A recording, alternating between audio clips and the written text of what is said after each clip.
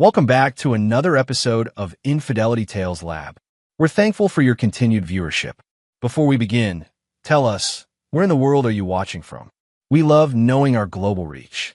Now, let's dive into today's story. Chapter 1. The Foundation. Derek Morrison had built his life like a fortress, methodical, calculated, and seemingly impenetrable. At 38, he owned a successful construction company that specialized in luxury homes for Phoenix's elite. His calloused hands bore witness to years of labor before he'd transitioned to the business side, but those same hands could still frame a house or demolish one with equal precision. The Morrison household on Camelback Mountain was Derek's crown jewel, 6,000 square feet of glass and steel that he designed and built himself. Every beam, every fixture, every security camera had been personally selected. Crystal, his wife of 12 years, had initially been impressed by his attention to detail. Now she found it suffocating. Crystal Morrison had married Derek when she was 24 and he was 26, fresh out of college with dreams bigger than her trust fund could support. Derek's blue-collar determination had seemed romantic then, a rough-hewn prince who could build her castle. She'd been drawn to his quiet intensity, the way his gray eyes seemed to calculate everything twice before speaking. But 12 years of marriage had worn thin the novelty of Derek's methodical nature. Crystal craved spontaneity, excitement, the kind of thrill that her husband's predictable schedule couldn't provide. Her days were filled with yoga classes, lunch dates, and charity events, a life of comfortable emptiness that left her hungry for something more dangerous. That hunger had led her to Brett Hoffman 6 months ago. Brett was everything Derek wasn't. Impulsive, charming, reckless. A successful real estate agent who specialized in high-end properties, he moved through Phoenix's social circles with the kind of casual confidence that made women notice and men either envy or despise him. At 35, Brett had never been married, preferring to keep his options open and his commitments minimal. Their affair had begun at a charity auction where Brett was selling a penthouse and Crystal was bidding on art pieces for their home.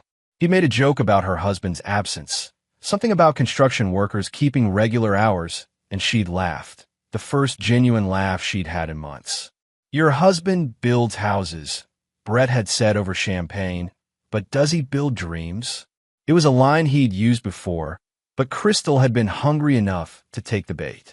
Derek's best friend since high school, Miguel Santos, had noticed the changes first. Miguel owned a security consulting firm and had an eye for details that came from years of military service. He'd watched Crystal become more secretive with her phone, more critical of Derek's work schedule, more interested in appearing unavailable when Derek called during the day. "She's restless," Miguel had warned Derek over beers 3 months ago. Restless women do stupid things. Derek had dismissed the concern then. He trusted Crystal, trusted the life they'd built together. He provided for her, gave her freedom, respected her independence. What more could she want? But Miguel's words had planted a seed of awareness. Derek began noticing things. Crystal's new perfume, her sudden interest in fitness classes that ran late into the evening, the way she'd started calling him predictable with a tone that wasn't quite affectionate. Derek Morrison was many things, but naive wasn't one of them. When suspicion finally took root, he approached it the same way he approached everything else, with methodical precision. The investigation took 2 weeks. Derek installed tracking software on Crystal's phone during one of her yoga classes, positioned cameras in her car during a supposed girls' night out, and hired a private investigator to document what he already suspected. The evidence was comprehensive and devastating. Photos of Crystal and Brett at restaurants across the city, videos of them entering and leaving Brett's downtown condo, phone records showing hundreds of calls and texts. The private investigator, a retired police detective named Roy Vasquez, had even captured audio recordings of their conversations. "I feel like I'm finally alive again," Crystal's voice had said through Derek's speakers as he sat in his office late one evening, reviewing the evidence. "Derek's so routine. So predictable. He thinks providing for me is the same as loving me." Brett's response had been a laugh. Guys like him, they think marriage is a business contract. All transactions, no passion. You deserve better than a glorified contractor. Derek had played that recording 17 times, memorizing every inflection, every casual cruelty. By the time he'd finished, the man who'd built a business on creating dreams for other families had decided to become a nightmare for the two people who destroyed his own. The plan began forming immediately. Derek Morrison had always been a builder, but he'd learned long ago that sometimes you had to tear down before you could create something better. Christmas was 6 weeks away. Chapter 2: The Architect of Ruin. Derek's transformation began subtly. To the outside world, he remained the same reliable, hard-working husband. He kissed Crystal goodbye each morning, asked about her day each evening, and maintained a facade of marital contentment with the skill of a master craftsman. But beneath the surface, Derek Morrison was designing the most important project of his life: the complete and total destruction of Crystal and Brett's world. The first step required understanding his targets completely. Derek had always believed that knowledge was the foundation of any successful build, and revenge required the same meticulous planning as constructing a skyscraper. Crystal, he learned through 12 years of marriage, was driven by image and social status. She needed to be admired, envied, seen as successful and desirable. Her greatest fear was embarrassment, being exposed as anything less than perfect. She'd rather suffer in silence than admit failure publicly. Brett Hoffman was more complex. Through careful research and a few strategic conversations with mutual acquaintances, Derek discovered that Brett's charm masked a dangerous game of financial juggling. He lived beyond his means, maintained his lifestyle through carefully managed debt, and had built his reputation on commission from sales that required constant hustle to maintain. More importantly, Brett had a weakness for married women specifically. Derek found evidence of at least 3 previous affairs, all with wives of successful men, all ending when the women chose their security over their passion. Brett seemed to enjoy the challenge of seducing women who had something to lose. Derek's plan required allies, and he began cultivating them with the same patience he'd once used to build his business from nothing. The first was Lindsay Palmer, Crystal's best friend and unwitting accomplice to the affair. Lindsay was a divorce attorney who thrived on drama and gossip, the kind of woman who collected secrets like trophies. She'd been covering for Crystal's affair, providing alibis and encouraging the relationship with the enthusiasm of someone who lived vicariously through other scandals. Derek approached Lindsay's involvement carefully. During a dinner party at their home, he'd mentioned his concerns about Crystal's distance, his worry that she might be unhappy. Lindsay had been quick to reassure him, perhaps too quick, and Derek had filed away her defensive responses for future use. The second ally was unexpected: Brett's own business partner, Amanda Cross. Derek had met Amanda at a property development meeting where Brett was notably absent, supposedly closing a major deal. Amanda was sharp, ambitious, and clearly frustrated with Brett's unreliable behavior. Brett's talented. Amanda had confided over coffee, but he treats this business like a game. He thinks charm can replace commitment. Derek had listened, asked thoughtful questions, and learned that Brett's recent success was largely due to Amanda's behind-the-scenes work. She was the one who researched properties, managed client relationships, and ensured contracts were properly executed. Brett was the face, but Amanda was the foundation. By November, Derek had assembled a comprehensive understanding of his target's vulnerabilities. Crystal needed social approval and financial security. Brett needed constant validation and income flow. Lindsay needed drama, but feared professional consequences. Amanda needed stability and recognition. Derek began constructing his revenge with the precision of an architect drafting blueprints. The first move came through Amanda. Derek approached her with a business proposition. His construction company needed a reliable real estate partner for a new development project, a luxury housing community that would be his company's largest undertaking. The commission potential was enormous, enough to transform Amanda's career. "I prefer to work with you directly," Derek had told her over lunch. "Brett seems distracted lately. I need partners I can rely on." Amanda had been immediately interested. The project was real. Derek had been planning the development for years, but now it served a dual purpose. Amanda's excitement about the opportunity meant she began questioning Brett's commitment to their partnership, especially as Derek carefully documented Brett's increasing absences and unreliability. The second move targeted Crystal's social circle. Derek began hosting business dinners at their home, inviting Phoenix's social elite. He played the role of devoted husband perfectly, praising Crystal publicly while privately documenting her discomfort with the domestic facade. Derek's been so attentive lately. Crystal complained to Lindsay after one particularly successful dinner party. Derek's security cameras had captured the conversation. It's like he's trying to prove something. It's suffocating. Maybe he suspects something, Lindsay had suggested, and Derek had watched his wife's face change, fear flickering across her features before being replaced by defiance. Let him suspect, Crystal had said. I'm tired of living like a widow.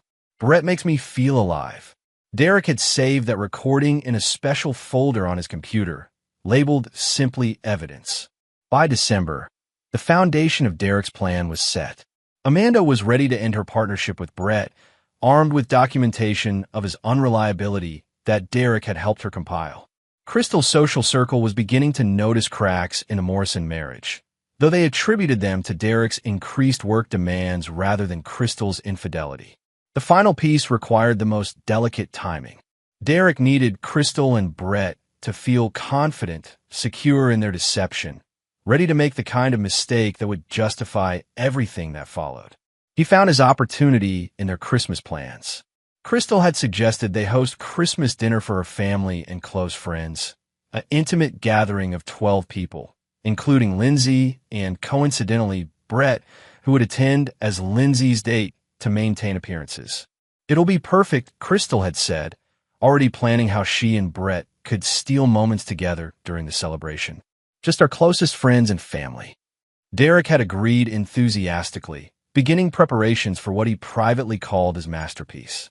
Every detail was planned, every contingency considered. He'd spent 20 years building things that lasted, creating structures that could withstand storms and time. Now he would build something different, a moment of destruction so complete and carefully orchestrated that his targets would never recover from the impact. Christmas was 2 weeks away, and Derek Morrison was finally ready to give his wife and her lover the gift they truly deserved. Chapter 3. The Setup. The snow had been falling for 3 days, blanketing Phoenix in an unusual December storm that transformed the desert city into something almost magical. Derek watched from his office window as workers prepared the Morrison property for Christmas dinner, installing heated walkways and testing outdoor heaters to ensure his guests' comfort. Everything had to be perfect.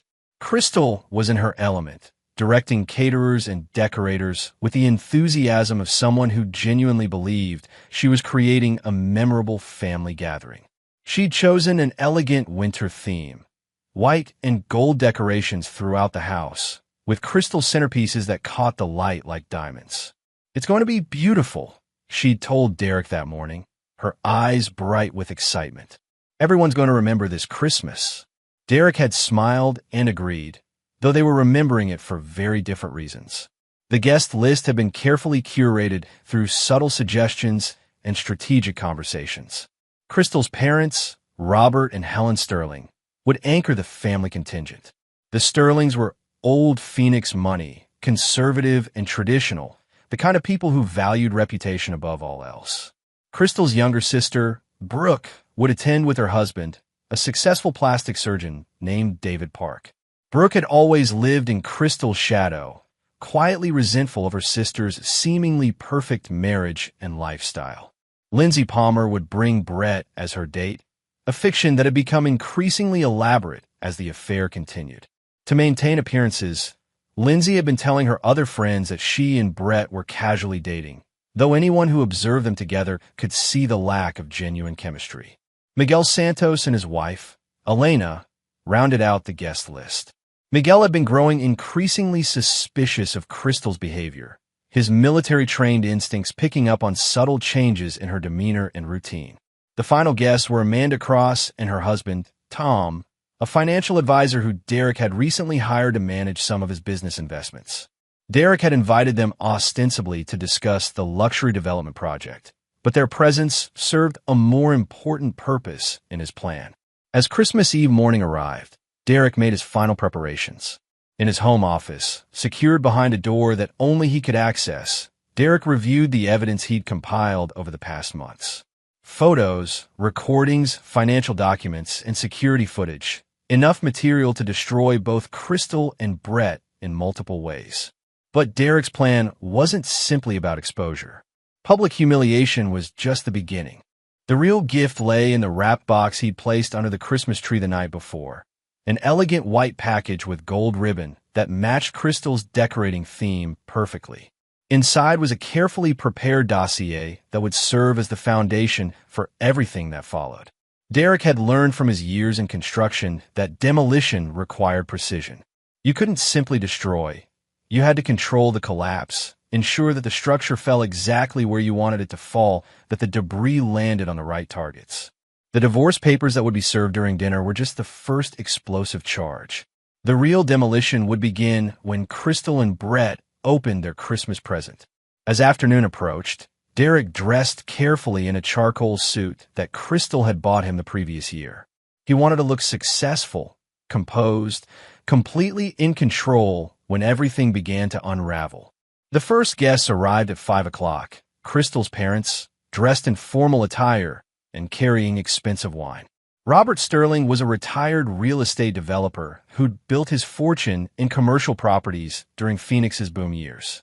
Helen was old money society, the kind of woman who'd rather die than be associated with scandal. "Derek, my boy," Robert said, shaking hands with the firm grip of a man who'd built an empire through personal relationships. "Crystal says you've been working too hard lately. You need to learn to delegate."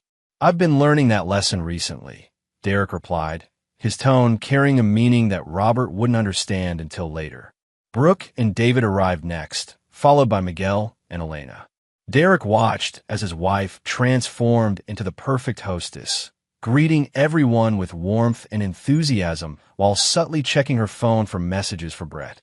Lindsay and Brett arrived fashionably late, making an entrance that was clearly rehearsed.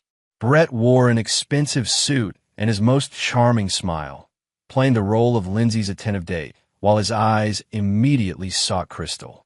Brett Hoffman, he introduced himself to Robert Sterling, producing a business card with practiced ease. "I've heard wonderful things about your daughter's taste in homes. Derek's quite the architect." "Builder," Derek corrected quietly. "I build things. I tear them down when necessary, too." Amanda and Tom Cross arrived last, completing the dinner party. Derek watched as Brett's confident expression faltered slightly when he saw Amanda, clearly not expecting his business partner at what was supposed to be a social gathering. "Amanda," Brett said, his voice carrying forced enthusiasm. "I didn't know you and Derek were friends." "We've been working together on a new project," Derek replied smoothly.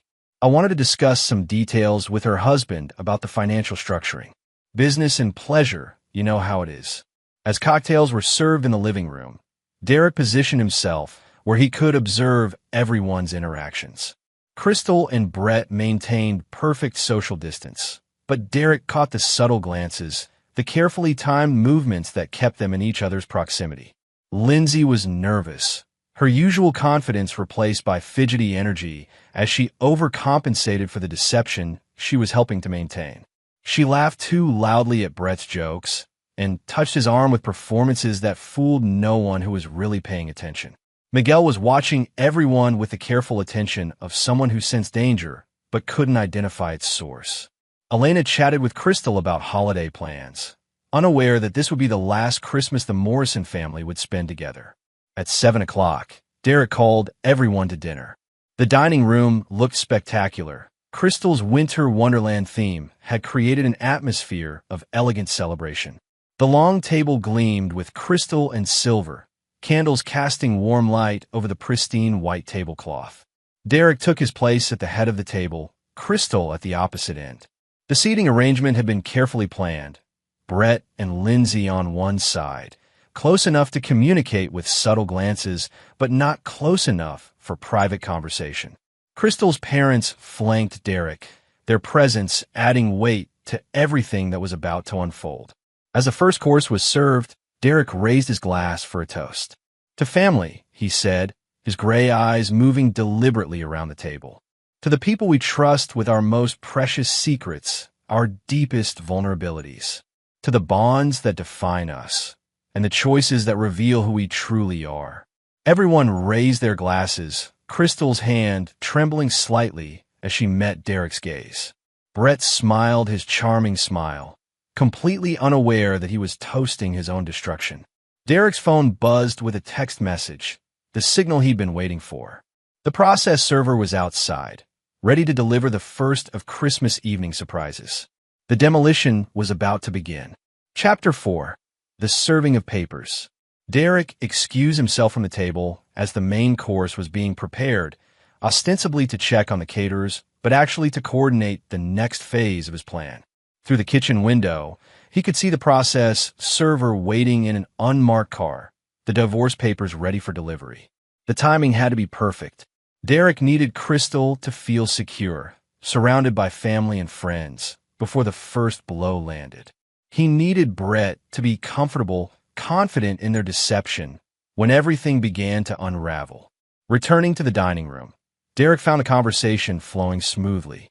Robert Sterling was telling Brett about Phoenix's commercial real estate market, while Helen discussed charity work with Elena. Crystal was laughing at something David had said, her cheeks flushed with wine and what she believed was successful deception. "Dinner smells wonderful," Derek announced, retaking his seat. "Crystal, you've outdone yourself with the planning." "I wanted tonight to be special," Crystal replied, her eyes meeting his with what she probably thought was affection, but Derek recognized as guilt. The doorbell rang at exactly 8:15, cutting through the dinner conversation like a blade through silk. "I'll get it," Derek said, rising calmly. "Probably just a neighbor dropping off a Christmas card." He returned moments later with an official-looking man in a dark suit, carrying a leather portfolio. "Folks, I apologize for the interruption," Derek announced, his voice carrying across the suddenly quiet room. "This gentleman needs to deliver some documents that apparently couldn't wait until after the holidays." The process server stepped forward with professional efficiency. "Crystal Morrison?" Crystal's face went pale as she nodded, her wine glass frozen halfway to her lips. "You've been served," the man said simply, placing the divorce papers beside her plate before turning and walking back toward the door. The silence that followed was absolute. 12 people sat around an elegant table, the only sound the soft crackling of candles and the distant hum of Christmas music from the living room. Crystal stared at the papers as if they might disappear, her hands shaking as she reached for them. "Derek, what is this?" "Divorce papers," Derek replied calmly, cutting into his steak with deliberate precision. "I thought it was time we stopped pretending." "You can't be serious," Crystal stammered, her voice barely above a whisper. "It's Christmas. Our families are here. This is insane." Brett had gone rigid in his chair, his charming facade cracking as he realized the implications. Lindsay's face was flushed with embarrassment and fear, while the rest of the table sat in stunned silence. Derek continued eating, his movements unhurried and controlled. "I've never been more serious about anything in my life. I believe in honesty. Crystal, I thought it was time our marriage reflected our true feelings." Crystal's mother, Helen, found her voice first. "Derek, surely this is some kind of misunderstanding. You two have seemed so happy." "Have we?" Derek interrupted, looking directly at his wife. "Crystal, would you say we've been happy? Would you say our marriage has been fulfilling for you?" The question hung in the air like a challenge. Crystal's eyes darted around the table, seeking support, escape, anything but the truth that Derek was demanding. We should discuss this privately," Crystal managed, her social training warring with her panic. "I think our families deserve to understand what's been happening," Derek said, his tone remaining conversational despite the devastating words.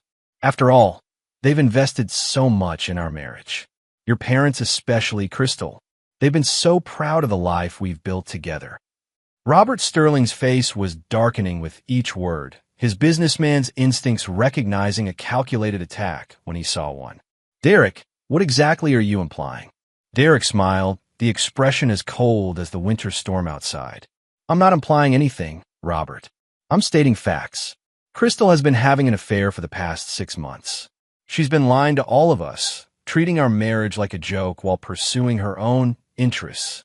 The explosion that followed was immediate and chaotic. Helen gasped as if she'd been physically struck. Brooke's eyes widened with shock that quickly transformed into something resembling satisfaction. Miguel leaned back in his chair with the expression of someone whose worst suspicions had been confirmed. But Derek's attention was focused on Brett, watching as the man's face cycled through surprise, fear, and desperate calculation. That's completely ridiculous, Brett said, his voice carrying forced indignation. Derek, I think you've been under too much stress. Maybe you should. Should what? Derek interrupted, turning his full attention to Brett for the first time. Should ignore the evidence? Should pretend I don't know about your afternoon visits to her yoga studio? Should forget about the restaurant receipts and hotel charges? Crystal was crying now, tears streaking her makeup as the carefully constructed facade of her life crumbled in real time. Derek, please. Not like this. Not in front of everyone. Won't it be better? Derek asked genuinely. When would be the appropriate time to acknowledge that you've been fucking Brett Hoffman for 6 months while playing the devoted wife at dinner parties? The crude language hit the formal dinner gathering like a physical blow. Helen Sterling actually recoiled, while Robert's face turned red with rage. Crystal, Robert's voice was dangerously quiet. Is this true? Crystal looked around the table desperately, seeking someone who might defend her, someone who might help her escape the trap that Derek had so carefully constructed. But there was nowhere to run, no words that could undo what had been said. It's complicated, she whispered. It's really not, Derek replied, signing the divorce papers with smooth strokes of his pen. I've already signed these. The division of assets is quite straightforward. You get nothing. You can't do that, Brett said, finally abandoning his pretense of innocence. Arizona is a community property state. She has rights. Does she? Derek's smile widened. That's interesting that you know so much about divorce law, Brett. Almost like you've done this before. Derek reached into his jacket and withdrew a manila envelope, placing it on the table next to the divorce papers. I had some research done on your romantic history, Brett. Fascinating reading. It seems you have a pattern of pursuing married women, particularly wives of successful men. Amanda Cross, who had been silent throughout the confrontation, suddenly spoke up. Is that why you've been so distracted lately? Why you've missed 3 major client meetings this month? Brett's face went ashen as he realized the trap was closing from multiple directions. Amanda, this isn't what it looks like. Really? Derek interjected. Because it looks like you've been using your business partnership as cover to seduce my wife while neglecting your professional responsibilities. Amanda, I think you should know that Brett charged several of his dates with Crystal to your company credit card. Restaurant bills, hotel rooms, even jewelry purchases. Amanda's husband, Tom, leaned forward with the expression of someone who just realized he was watching a financial crime unfold. As a financial advisor, he understood immediately the implications of what Derek was suggesting. Brett, Amanda said slowly, please tell me you didn't use company funds for personal expenses. The silence that followed answered her question more effectively than words could have. Derek looked around the table, taking in the faces of everyone present. The shock, the disgust, the dawning realization that they were witnessing the complete destruction of 2 people's lives. Now, Derek said, his voice carrying the satisfaction of someone whose plan was proceeding exactly as designed. Who wants dessert? Because I have a very special Christmas present to share with everyone. He gestured toward the elegantly wrapped box under the Christmas tree, and Crystal's eyes followed his movement with the expression of someone who was beginning to understand that her nightmare was just beginning. My wife's best friend bet her I'd cry when they served me divorce papers at Christmas dinner, Derek continued, his voice carrying a dangerous edge. Men are so predictable, she laughed.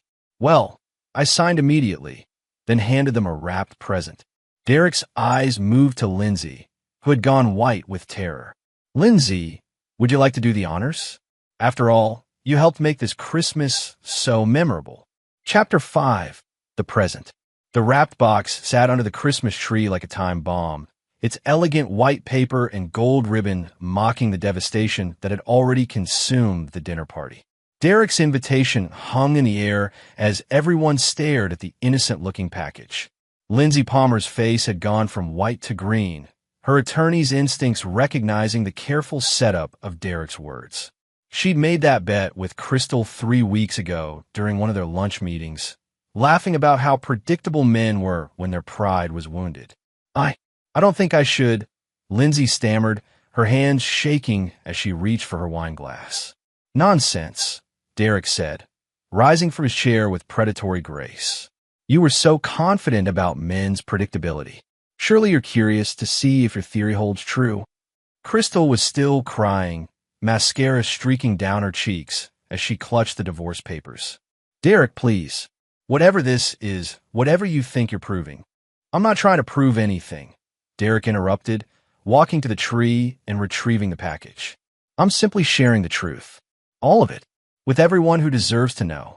He placed the box in the center of the dining table, among the crystal glasses and elegant place settings that now seemed obscene in the context of the unfolding destruction. "Brett," Derek said, his tone conversational, "since you seem to enjoy unwrapping things that don't belong to you, why don't you do the honors?" Brett's hands were visibly shaking as he reached for the package. "Derek, whatever game you're playing." "Game?" Derek's laugh was cold and sharp. "This isn't a game, Brett. This is consequence. This is what happens when you mistake a man's kindness for weakness." The silence in the room was oppressive as Brett unwrapped the package with the careful movements of someone defusing a bomb. The white paper fell away to reveal an expensive wooden box, the kind used for important documents or family heirlooms. Inside, nestled in black velvet, were printed photographs, legal documents, and what appeared to be financial records. Brett lifted the first photograph, and his face went completely white. It was a picture of him and Crystal entering his downtown condo, taken through a telephoto lens with professional clarity. The timestamp showed it was from the previous Tuesday afternoon, when Crystal had told Derek she was shopping with her sister. "Keep going," Derek encouraged. "There's so much more." Brett's hand shook as he revealed the next layer. Bank records showing the company credit card charges Amanda had just learned about, restaurant receipts with intimate messages written on them, hotel bills from their afternoon encounters. But the photographs were the most damaging. Derek's private investigator had been thorough, capturing Crystal and Brett in compromising positions, intimate moments that destroyed any possibility of denying the affair's physical nature. "Oh my God," Helen Sterling whispered, covering her mouth as she saw her daughter's face in one of the images. Crystal lunged for the box, trying to grab the evidence, but Derek caught her wrist with gentle firmness. "Everyone needs to see Crystal. They deserve to understand what kind of people they've been defending." Robert Sterling's face was now purple with rage as he examined a photograph of his daughter kissing another man in a restaurant where Derek had taken her for their anniversary the previous year. "Crystal," Robert's voice was barely controlled fury. "How could you do this? How could you embarrass our family like this?" "It wasn't supposed to happen," Crystal sobbed. "I never meant for it to go this far. Derek, you have to understand, I was lonely. You were always working, always focused on business. You needed excitement," Derek finished coldly. "You needed passion. You needed someone who didn't treat marriage like a business contract. Isn't that right?" Those were your words, recorded in Brett's condo 3 weeks ago. He reached into the box and withdrew a small digital recorder, pressing play. Crystal's voice filled the dining room, discussing her marriage with casual cruelty that made everyone at the table wince. "Derek's so boring," her recorded voice said. "He thinks providing for me is the same as loving me. He's like a machine. Wake up, work, come home, repeat. There's no spontaneity, no passion. Sometimes I feel like I married a robot." Brett's voice responded on the recording. "Guys like him, they don't understand women like you. You need someone who appreciates your fire, your spirit. You deserve so much more than a glorified contractor." The words hit Derek's family and friends like physical blows. Miguel's wife, Elena, actually gasped. Brooke looked at her sister with unconcealed disgust. Even Lindsay appeared shocked by the casual cruelty of the recorded conversation. But Derek wasn't finished. The final layer of the box contained documents that transformed the situation from personal betrayal to potential criminal liability. "Amanda," Derek said, addressing Brett's business partner directly, "I think you'll find those financial records particularly interesting. It seems Brett has been creative with your company's expense accounts." Amanda studied the documents with growing horror. Credit card statements showed charges at expensive restaurants during times when Brett claimed to be working. Hotel bills for client meetings that lasted for hours. Jewelry purchases labeled as client appreciation gifts, but actually given to Crystal. "Brett," Amanda's voice was deadly quiet. "You've been embezzling from our partnership." "It's not embezzlement," Brett protested weakly. "Those are legitimate business expenses. Sometimes you have to entertain clients, build relationships, by fucking other men's wives." Miguel Santos spoke for the first time, his military background evident in his direct approach to the situation. Derek reached into his jacket and withdrew another envelope, this one sealed with his attorney's letterhead. "Amanda, I think you'll want to pursue this criminally. My lawyer has prepared all the necessary documentation for the police and the state licensing board." Brett's face went from white to gray as he realized the full scope of Derek's preparation. This wasn't just about ending a marriage. This was about destroying him completely. "The Real Estate Commission will be very interested in these financial irregularities," Derek continued. "Professional licensing boards take ethics violations seriously, especially when they involve theft from business partners." Crystal was crying harder now, her social facade completely shattered. "Derek, please. I'll end it. We can go to counseling. We can work this out. Please don't destroy everything over one mistake." "One mistake?" Derek's voice carried genuine surprise. "Crystal, you've been lying to me for 6 months. You've humiliated me in front of our friends, discussed our private life with your lover, and treated our marriage vows like suggestions. Which part of that was a mistake?" He gestured to the photographs scattered across the table. "These weren't accidents. These are choices. Hundreds of choices to betray your family, your commitments, and your own integrity." Robert Sterling stood up abruptly, his chair scraping against the floor. "Helen, we're leaving. Now." "Dad, please," Crystal begged. "Don't do this. I'm still your daughter." Robert looked at her with the expression of someone seeing a stranger. "My daughter wouldn't have done this. My daughter wouldn't have brought this shame on our family." As Crystal's parents gathered their coats, the rest of the dinner party began to dissolve. Brooke and David made their excuses, Brooke unable to hide her satisfaction at her sister's downfall. Miguel and Elena left quietly, Miguel squeezing Derek's shoulder in silent support. Amanda and Tom Cross remained, Amanda studying the financial documents with the focus of someone preparing for legal battle. "Derek, I need copies of everything related to the company finances. I'm going to destroy him." "Of course," Derek replied. "My attorney has prepared complete packets for everyone who needs them. Brett's pattern of behavior extends beyond just my wife." Lindsay Palmer sat frozen in her chair, realizing that her role in facilitating the affair had been fully documented. As a divorce attorney, she understood that her professional reputation was about to be destroyed along with everything else. "Derek," Lindsay said quietly, "what do you want from me?" Derek's smile was cold and final. "Nothing, Lindsay. You've already given me everything I needed. Every lie you told, every alibi you provided, every time you helped them meet, it's all been documented. Your law firm will receive copies of everything tomorrow morning." As the last guest departed, Derek stood alone in his dining room, surrounded by the debris of his carefully orchestrated demolition. The elegant table setting looked like a crime scene, scattered with photographs and documents that had destroyed multiple lives in the span of an hour. Crystal remained in her chair, sobbing quietly, the divorce papers clutched in her hands. Brett had fled without saying goodbye, leaving his business partner and his lover to face the consequences alone. Derek poured himself a glass of wine and surveyed his work. The foundation of his old life had been completely demolished, but that had always been part of the plan. You couldn't build something new without first clearing the ground. and Derek Morrison was far from finished building. Chapter 6. The Aftermath. The weeks following Christmas dinner unfolded like a carefully orchestrated symphony of destruction, each movement building on the last until the crescendo of Derek's revenge reached every corner of Crystal and Brett's lives. Brett Hoffman's world collapsed first with the mechanical precision Derek had engineered. Amanda Cross filed both civil and criminal charges within 48 hours of Christmas, armed with the comprehensive financial documentation Derek had provided. The Real Estate Licensing Board launched an immediate investigation, freezing Brett's assets pending resolution of the embezzlement charges. Local media picked up the story. Successful real estate agent accused of stealing from business partner to fund affair with married client. The scandal rippled through Phoenix's tight-knit real estate community like wildfire, destroying professional relationships Brett had spent years building.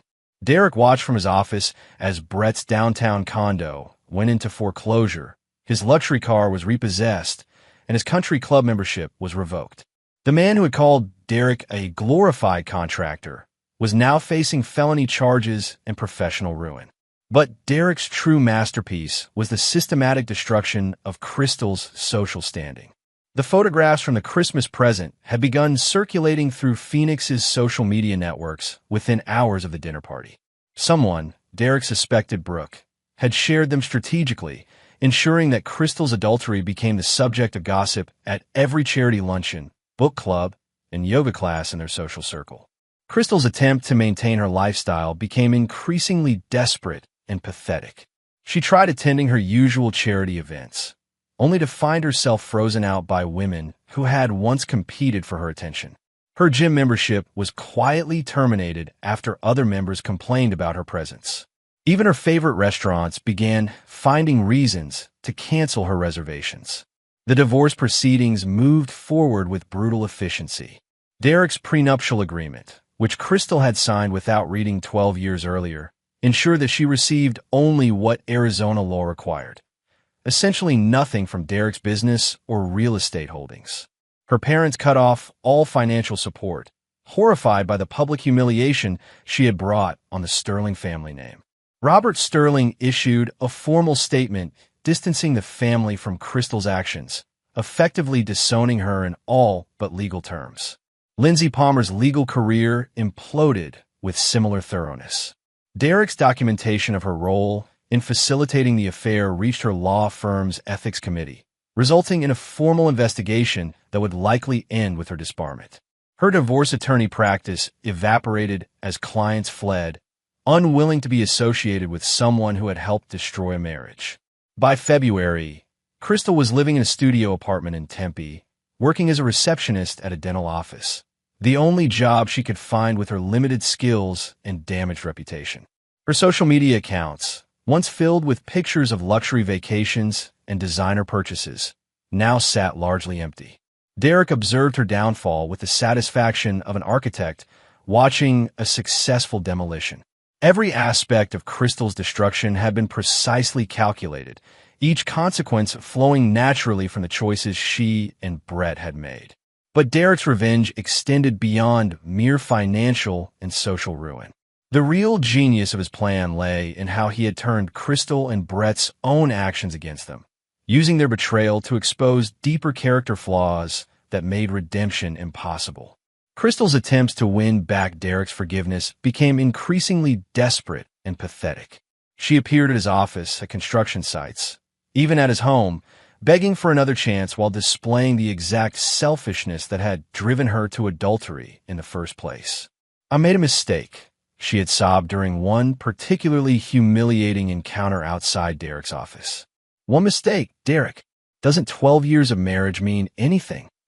Derek had looked at her with a dispassionate assessment he might give a structural defect in a building. "Crystal, you made hundreds of choices to betray our marriage. The only mistake was thinking you were clever enough to get away with it." Her desperation revealed the shallow, entitled woman Derek had gradually realized he'd married. Crystal had never truly loved him. She had loved what he provided, the lifestyle he enabled, the social status his success had given her. Brett's destruction followed a different trajectory, but reached the same destination. Facing criminal charges and professional ruin, he attempted to salvage a situation by testifying against Crystal in the civil proceedings, claiming she had seduced him and manipulated him into the affair. The strategy backfired spectacularly. Derek's recordings revealed Brett's role as the pursuer, his calculated seduction of a married woman, his casual contempt for Derek and their marriage. The testimony only reinforced his image as a predator who targeted vulnerable women. Derek had manipulated the situation perfectly, ensuring that Brett and Crystal's attempts to save themselves only accelerated their mutual destruction. By spring, Derek began the next phase of his plan, rebuilding. The luxury housing development he had discussed with Amanda Cross moved forward rapidly. With Brett out of the picture, Amanda proved to be an exceptional business partner, bringing the kind of professional dedication that Derek valued above all else. Derek's construction company experienced unprecedented growth, partly due to his increased focus on work, but mostly because his reputation for ruthless efficiency had spread throughout Phoenix's business community. Other successful men, witnessing how Derek had handled his wife's betrayal, sought him out as a contractor they could trust. "You didn't just destroy them," Miguel observed during one of their weekly dinners. "You built something better from the wreckage." Derek smiled, raising his glass of wine. "That's what builders do, Miguel. We clear the ground of everything that's rotted and weak, then we construct something that will last." The Morrison house itself had been transformed. Derek removed every trace of Crystal's presence, redecorating with clean lines and masculine efficiency. The home that had once showcased Crystal's expensive taste now reflected Derek's practical nature and uncompromising standards. But Derek's revenge wasn't complete. The foundation had been laid, the structure demolished, but the final phase required patience and perfect timing. Crystal and Brett's destruction had been thorough but relatively quick. Derek's real masterpiece would unfold over years, ensuring that the consequences of their betrayal would follow them for the rest of their lives. He had planted seeds that would grow into permanent exile from the life they had once known, ensuring that neither of them would ever again find the security, respect, or love they had so carelessly thrown away. Derek Morrison was a patient man, and his revenge was just beginning to reach its full potential. Chapter 7. The Long Game. 2 years after the Christmas dinner that destroyed his marriage, Derek Morrison stood in the penthouse office of his expanded construction empire, looking out over the Phoenix skyline that increasingly bore his architectural signature. The city had become his canvas, and every luxury development, every commercial project, every prestigious contract served as both a symbol of his success and a tool of his continuing revenge. Derek's transformation from successful contractor to construction mogul hadn't been accidental. Every business decision, every partnership, every strategic alliance had been calculated to ensure that Crystal and Brett would remain permanently exiled from the life they had once known. The luxury housing development with Amanda Cross had become Derek's launching pad into Phoenix's elite development circles. Amanda, driven by her own desire for revenge against Brett's betrayal, had proven to be a ruthless and effective partner. Together, they had cornered significant portions of the high-end real estate market, establishing a network of influence that extended throughout the city's social and business communities. Crystal's attempts to rebuild her life had been systematically thwarted by Derek's expanding influence. Every time she found a better job, Derek's connections ensured that her employer learned about her history. When she tried to move to better neighborhoods, property managers discovered reasons to reject her applications. Her attempts to return to her social circle were blocked by the wives of Derek's business partners, who viewed association with Crystal as professional and social suicide. But Derek's most elegant manipulation involved Brett's continuing destruction. The criminal charges for embezzlement had resulted in a plea bargain, 18 months in minimum security prison and 5 years probation. Brett's real estate license was permanently revoked, his professional reputation destroyed beyond repair. But Derek had ensured that Brett's punishment extended far beyond legal consequences. Through carefully managed business relationships, Derek had blacklisted Brett from virtually every legitimate employment opportunity in Arizona. Companies that considered hiring him received anonymous tips about his criminal history and tendency toward professional misconduct. Service businesses he might have started found their permits delayed, their insurance claims denied, their business licenses challenged. Brett had been forced to leave Phoenix entirely, relocating to Portland where he worked construction jobs under assumed names, always looking over his shoulder for the reach of Derek's influence. But Derek's patience had revealed an opportunity for a more sophisticated revenge. Brett's sister, Michelle, lived in Portland and had been helping him rebuild his life. She was a successful marketing executive, married to a software engineer, with 2 children and a comfortable middle-class lifestyle. Michelle had always disapproved of Brett's womanizing, but had stood by him during his legal troubles, believing that everyone deserved a second chance. Derek had spent 6 months researching Michelle's life, her husband's business, their social circle, their children's schools. He had discovered that Michelle's husband, Gary, was developing a mobile app that could revolutionize small business inventory management. The couple had invested their savings into the project and were seeking venture capital funding to launch the company. Derek's approach was masterful in its subtlety. Through a series of shell companies and business intermediaries, Derek arranged for Gary's app to receive preliminary funding from what appeared to be a Portland-based investment group. The terms were generous, enough money to quit his day job and focus full-time on development, with promises of larger funding rounds as the product reached market milestones. Gary and Michelle were ecstatic.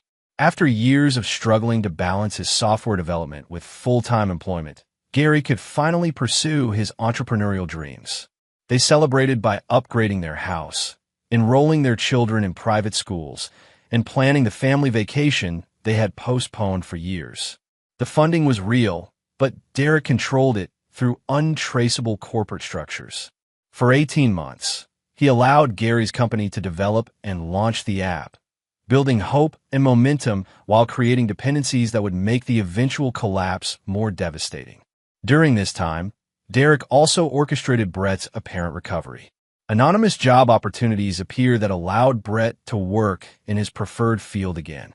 His Portland apartment was upgraded through housing assistance programs that Derek secretly funded. Brett began to believe that his life was improving, that his sister's support and his own efforts were finally paying off. The trap was set with meticulous precision. In the 3rd quarter of Gary's 2nd year of development, Derek activated the final phase of his plan. The funding was suddenly withdrawn due to market conditions and strategic shifts in the investment group's priorities. Gary's company collapsed overnight, leaving him with enormous debts, failed obligations to employees, and professional reputation destroyed by his inability to deliver on promised contracts. Michelle and Gary lost their house, their children's private school tuition, and their life savings. Gary's mental health deteriorated under the pressure, leading to depression and alcohol abuse that further complicated their situation. But Derek's cruelest stroke was ensuring that Brett discovered the truth about who had orchestrated their destruction. An anonymous package arrived at Brett's apartment containing financial documents that traced the investment funding back to Derek's shell companies. The evidence was comprehensive and undeniable. Derek Morrison had deliberately built up Brett's sister's family just to destroy them more completely. Brett's call to Derek came at exactly the time Derek had predicted. "You destroyed my sister's life." Brett's voice was ragged with grief and rage. "Michelle and Gary never did anything to you. Their kids didn't deserve this." Derek's response was calm and measured. "Your sister chose to help you rebuild your life after you betrayed mine. Actions have consequences, Brett. Sometimes those consequences extend to the people who enable them." "They're innocent," Brett protested. "Whatever you think I deserve, they don't deserve to suffer for my mistakes. Weren't Crystal and I innocent when you decided to pursue your affair?" Derek replied, "Didn't we deserve better than being betrayed by people we trusted? You made choices, Brett. Your sister made choices. Now you both live with the consequences." The conversation ended with Brett's sobbing plea for mercy that Derek ignored with the same cold efficiency he'd brought to every aspect of his revenge. But Derek's plan had one final, devastating component. Michelle's investigation into her family's financial collapse had led her to discover Brett's affair with Crystal, the criminal charges, and the complete truth about her brother's character. The stress of losing everything while learning that Brett had caused their destruction through his own moral failures created a rift in their relationship that could never be repaired. Michelle cut all contact with Brett, leaving him alone in Portland with nothing but the knowledge that his actions had destroyed not only his own life, but the lives of everyone who had tried to help him. Derek received confirmation of Brett's complete isolation through private investigator reports that arrived monthly like clockwork. Brett Hoffman, who had once charmed his way through Phoenix's social circles, now lived alone in a studio apartment, working day labor jobs and drinking himself toward an early grave. The symmetry was perfect. Brett had destroyed Derek's family, so Derek had ensured that Brett lost his family in return. The man who had taken everything Derek valued was now experiencing the same isolation and despair. Crystal's punishment followed a similar trajectory of escalating consequences that extended beyond her immediate circumstances to touch every aspect of her future. Derek had established a network of surveillance and sabotage that ensured Crystal could never rebuild the life she had thrown away. But his most devastating move involved her parents and sister, the family relationships that might have provided foundation for recovery. Chapter 8: Blood and Betrayal.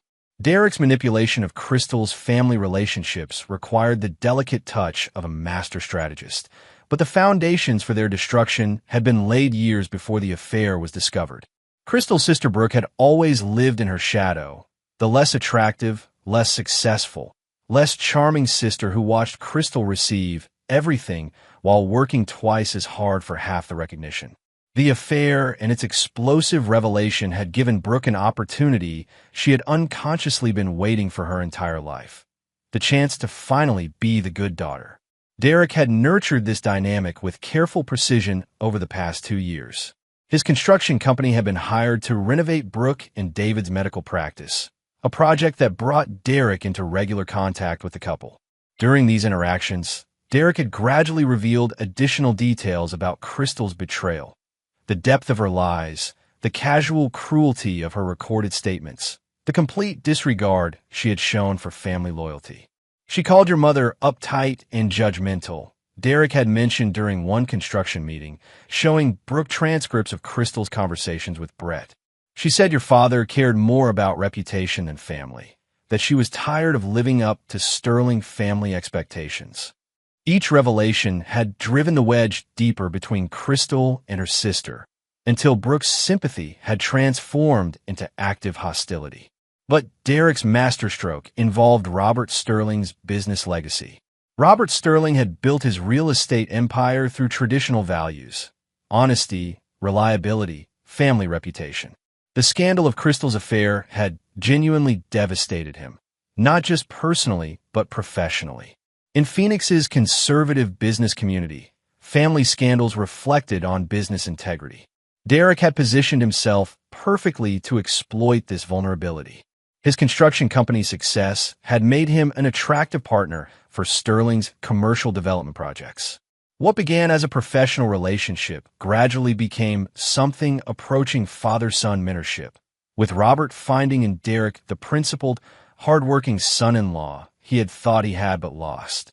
You remind me of myself at your age, Robert had told Derek during a business dinner 6 months earlier. Focused, determined, unwilling to compromise your values for easy success. Derek had encouraged this relationship, while simultaneously ensuring that every interaction reminded Robert of Crystal's failures. Business meetings became opportunities to contrast Derek's integrity with Crystal's betrayal, his work ethic with her selfishness, his loyalty with her adultery. The psychological manipulation was devastating in its subtlety.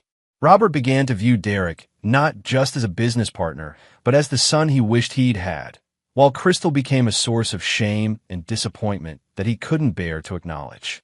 When Crystal attempted to reconcile with her parents 18 months after the divorce, she found a wall of rejection that Derek had carefully constructed. Her father's business associates now included Derek as a key partner in multiple ventures. Accepting Crystal back into the family would mean acknowledging her presence at business functions, charity events, and social gatherings where Derek was increasingly prominent. Robert couldn't maintain both relationships without constant awkwardness and professional complications. Helen Sterling, always concerned with social appearances, found that her daughter's presence reminded everyone of the family's greatest scandal. Crystal's attempts to attend family gatherings created tension and embarrassment that eventually led to her being excluded entirely. Brooke's role in this exclusion was particularly cruel. As the remaining good daughter, she had gradually assumed Crystal's former position in family dynamics, becoming the child who received parental approval and support. Brooke's own children, Crystal's niece and nephew, were taught to view their aunt as a cautionary tale about moral failure. Crystal made choices that hurt our family. Brooke explained to her children when they asked why Aunt Crystal never visited anymore. Sometimes when people make bad choices, they have to live with the consequences. Derek observed this family destruction with the satisfaction of an architect whose building had performed exactly as designed under stress testing. But the psychological component of his revenge required deeper understanding of Crystal's character flaws, the weaknesses that had made her affair possible in the first place. Crystal had always defined herself through external validation: her appearance, her social status, her husband's success, her family's approval. Without these foundations, she had begun a spiral of self-destruction that Derek nurtured with surgical precision. Every time Crystal showed signs of genuine recovery, new job, new relationship, new attempt at self-improvement, Derek's network ensured that her progress was undermined. Not obviously, never in ways that could be traced back to him, but consistently enough to prevent any real stability from developing. The pattern created a cycle of hope and despair that gradually broke down Crystal's psychological resilience. She began to believe that she was fundamentally flawed, unworthy of happiness or success, destined to face consequences for the rest of her life. Derek's most psychologically devastating move involved the children Crystal had always planned to have. During their marriage, Crystal had postponed pregnancy multiple times, claiming she wasn't ready for the responsibility. Derek had agreed, respecting her desire to enjoy their early married years before starting a family. Now, at 37 and divorced, Crystal faced the reality that her fertile years were ending without the children she had assumed would always be available when she was ready. Her attempts to find a serious relationship had been consistently sabotaged by Derek's influence network, but more importantly by her own damaged reputation and psychological state. Men who might have considered her despite her history were deterred by her obvious instability and the social complications that came with dating Derek Morrison's notorious ex-wife. Crystal's growing desperation led to increasingly poor choices in relationships. Men who used her, men who had no interest in commitment, men who reminded her constantly of her diminished status and limited options. Derek received monthly reports on Crystal's deteriorating situation through the private investigators he maintained. The woman who had once commanded attention at charity galas now worked multiple part-time jobs to afford her studio apartment. The woman who had called Derek predictable now lived in chaos, her life a series of crises and failed attempts at stability. But Derek's revenge had one final component that would ensure its permanence. Crystal's complete social exile had been engineered to serve a larger purpose. Derek wanted her isolation to be so complete, her circumstances so desperate, that any future attempt at happiness would seem impossible not just to others, but to Crystal herself. The psychological pressure was designed to break her will, to continue trying, to make her accept that her life would never recover from the choices she had made during those 6 months of adultery. Derek's plan was working perfectly. Crystal had begun showing signs of clinical depression, her already limited social skills deteriorating under the constant stress of financial insecurity and social rejection. Her attempts to contact Derek had become increasingly pathetic. Letters begging for forgiveness, phone calls pleading for a chance to explain, even showing up at his office with proposals for reconciliation that demonstrated how completely she had lost touch with reality. Derek saved every letter, recorded every phone call, documented every desperate attempt at contact, not as evidence for legal purposes, but as trophies of his successful campaign to reduce the woman who had betrayed him to complete psychological submission. The final phase of Derek's revenge was approaching, the moment when Crystal would face the ultimate consequence of her choices, the realization that her suffering would never end, that no redemption was possible, that Derek Morrison's revenge was as permanent and unforgiving as the buildings he constructed. Chapter 9. The Final Foundation. 5 years after the Christmas dinner that destroyed his marriage, Derek Morrison stood in the penthouse of his newly completed headquarters building, the tallest structure in downtown Phoenix, bearing his name in steel letters that caught the desert sunlight like a monument to his success. The Morrison Tower wasn't just a symbol of his business empire. It was the final piece of his revenge, a permanent reminder to everyone who had betrayed him that Derek Morrison's memory was as enduring as the concrete and steel he used to build his legacy. From his corner office on the 40th floor, Derek could see the entire city he had conquered through strategic brilliance and ruthless determination. His construction company now employed over 300 people. His real estate partnerships controlled significant portions of Phoenix's luxury development market, and his political connections ensured that his influence extended into every corner of the city's power structure. But Derek's true masterpiece wasn't visible from his office window. It was the complete and systematic destruction of everyone who had betrayed him, a process that had reached its perfect conclusion with devastating finality. Crystal Morrison, she had never legally changed her name back to Sterling, no longer existed in any meaningful sense. The woman who had once graced charity galas and commanded social attention had been reduced to a ghost haunting the margins of Phoenix society. Her final attempt at rebuilding had come 18 months earlier, when she'd found work as a receptionist at a small law firm that specialized in immigration cases. For 6 months, Crystal had maintained stable employment, begun therapy, and even started dating a paralegal named Marcus who seemed genuinely interested in her despite her history. Derek had allowed this recovery to develop, watching through his network of informants as Crystal began to hope that she might finally escape the consequences of her affair. She'd moved to a better apartment, bought new clothes, started talking about the possibility of a future with Marcus. The destruction Derek engineered was surgical in its precision. Marcus discovered Crystal's history not through Derek's direct intervention, but through a carefully orchestrated series of coincidences that led him to research the woman he was considering marrying. Social media posts that had been strategically preserved, legal documents that were mysteriously accessible, testimony from the criminal case that painted Crystal as a manipulative adulteress who had seduced Brett Hoffman into embezzling funds to support their affair. But Derek's cruelest stroke was the revelation that Crystal had lied to Marcus about her ability to have children. Medical records, legally obtained through Derek's connections in the healthcare community, showed that Crystal had undergone a tubal ligation procedure during her marriage to Derek, a fact she had concealed while allowing Marcus to plan a future that included the family he desperately wanted. Marcus's rejection wasn't just romantic, it was moral. He left Crystal with a kind of disgust and betrayal that echoed Derek's own experience, complete with recorded conversations that demonstrated Crystal's ongoing capacity for deception and manipulation. The parallel was intentional. Derek wanted Crystal to experience the same shock of discovery, the same sense of intimate betrayal, the same realization that someone she trusted had been systematically lying to her. Crystal's response to this final rejection had been complete psychological collapse. She'd lost the law firm job when her emotional instability made her unable to function professionally.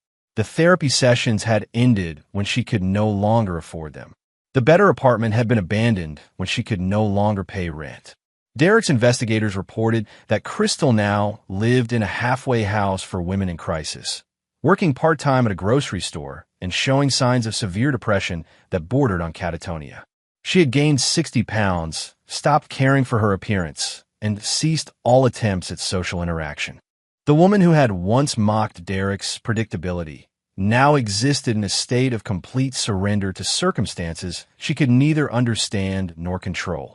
But Derek's revenge had extended beyond Crystal's personal destruction to ensure that her suffering served as a permanent warning to others who might consider betraying him. The story of Crystal Morrison's downfall had become legend in Phoenix's social circles, a cautionary tale that wives whispered to each other about the consequences of adultery. Derek had become a figure of both respect and fear, a man whose loyalty was absolute, but whose revenge was comprehensive and unforgiving. Brett Hoffman's destruction had reached an even more complete conclusion. The systematic sabotage of his sister's family had created a cascade of consequences that destroyed every relationship Brett had ever valued. Michelle's marriage to Gary had ended in divorce after Gary's alcoholism and depression made him unable to function as a husband or father. Their children had been placed in Michelle's custody, but the financial devastation had forced her to move in with her elderly parents while working 2 jobs to support her family. Michelle's research into the source of their destruction had led her to uncover not just Derek's involvement, but the complete truth about Brett's character and the pattern of selfish choices that had created their situation. Her final conversation with her brother had been recorded by Derek's surveillance team and provided regular entertainment during Derek's evening reviews of his revenge's ongoing success. "You destroyed my children's lives," Michelle had screamed at Brett through tears of rage and grief. "My daughter asked me why we lost our house, why Daddy drinks all the time, why we can't afford the things we used to have. What am I supposed to tell her? That her uncle is a lying, cheating, stealing piece of shit who ruins everything he touches." Brett's response had been equally devastating. The weak protestations of a man who finally understood that his actions had consequences extending far beyond his own life, but who remained fundamentally unable to accept responsibility for the choice he had made. Derek had ensured that Brett's isolation was complete. The man who had once charmed his way through Phoenix's social scene now lived alone in a studio apartment in Portland's worst neighborhood, working day labor jobs and drinking away his wages while slowly dying from liver disease that he couldn't afford to treat. The private investigator reports showed that Brett had made several suicide attempts, each time pulling back at the last moment, not from hope but from cowardice.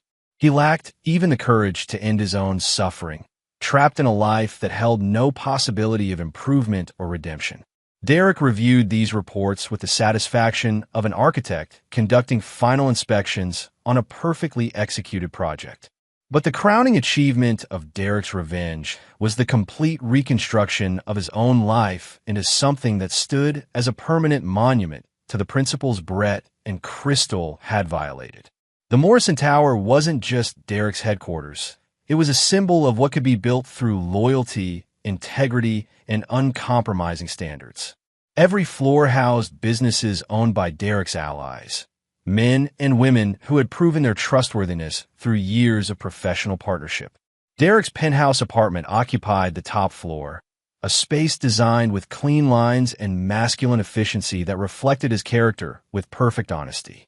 No compromises, no accommodations for anyone else's preferences, no reminders of the failed attempt at partnership that had once defined his life.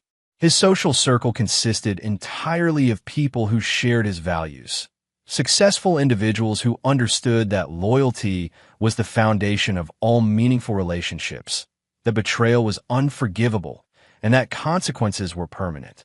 Derek had married again, though the ceremony was a private affair that reflected his new understanding of commitment. Sarah Chun was a successful architect who brought her own resources and reputation to their partnership. More importantly, she understood and respected the principles that governed Derek's life. "I know what happened to your first wife," Sarah had told him during their courtship. "I know what you're capable of when someone betrays you. That's not a weakness, it's integrity. I want to build something with a man who understands that promises matter."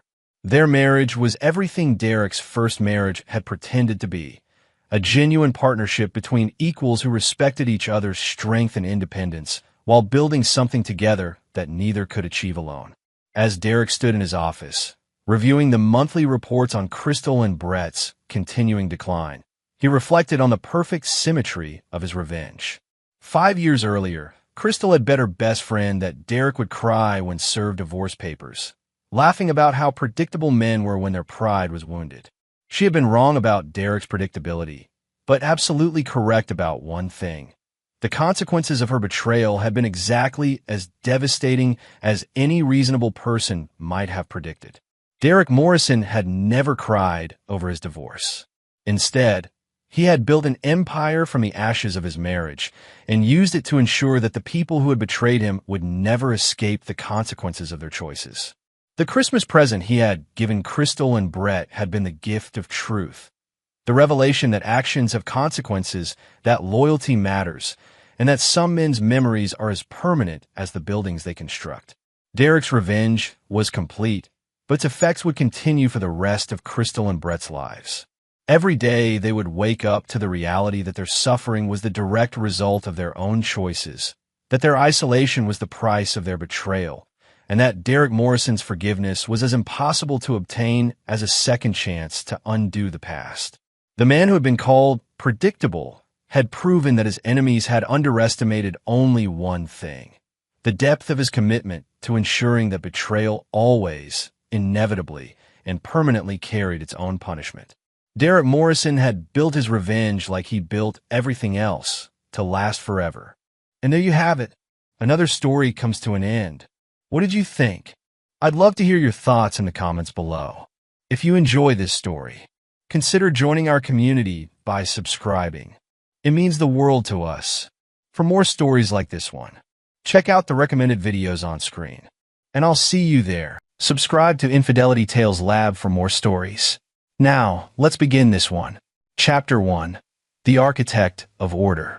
Rex Weber had built his life with the precision of a master craftsman. At 34, he owned Weber & Associates, a boutique architectural firm in Portland that specialized in adaptive reuse, transforming forgotten buildings into something extraordinary. His portfolio included converted warehouses, repurposed churches, and historic factories reborn as mixed-use spaces. Rex didn't just design buildings. He understood how structures could be reimagined, how foundations could support entirely new purposes. His marriage to Lorraine Downs had followed a similar philosophy. They'd met 7 years ago at a gallery opening where Rex's firm had renovated a 1,922 bank into an art space. Lorraine, a curator's assistant with an infectious laugh and ambitious eyes, had complimented his vision. 6 months later, they married. Their daughter, Emma, arrived 2 years after that, a bright-eyed girl who inherited Rex's methodical nature and Lorraine's social charm. Rex's sister, Audrey McLean, had always been his anchor. 12 years his senior, she'd practically raised him after their parents died in a boating accident when Rex was 16. Audrey had put her own nursing career on hold to ensure Rex finished high school and got his architecture degree. Now, married to Dennis Olson, a commercial pilot, she lived 3 blocks from Rex in a renovated Victorian he'd designed for them.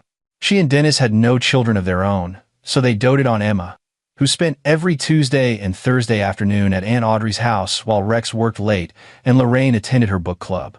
Except Lorraine hadn't been attending book club. The first hairline fracture in Rex's carefully constructed life appeared on a Wednesday morning in October.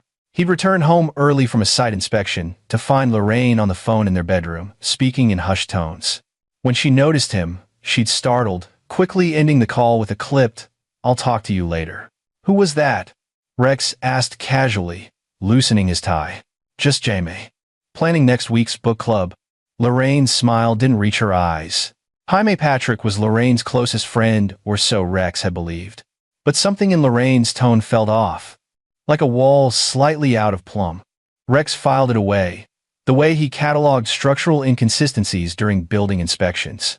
Over the following weeks, more cracks appeared. Lorraine began taking calls in the bathroom. She purchased new lingerie that Rex never saw her wear. She started going to the gym, something she'd always dismissed as boring, and came home with flushed cheeks and an evasiveness that set Rex's instincts humming. Rex wasn't naive, but he also wasn't paranoid. He believed in evidence, in observable patterns. So he observed. He noted that Lorraine's book club nights grew more frequent.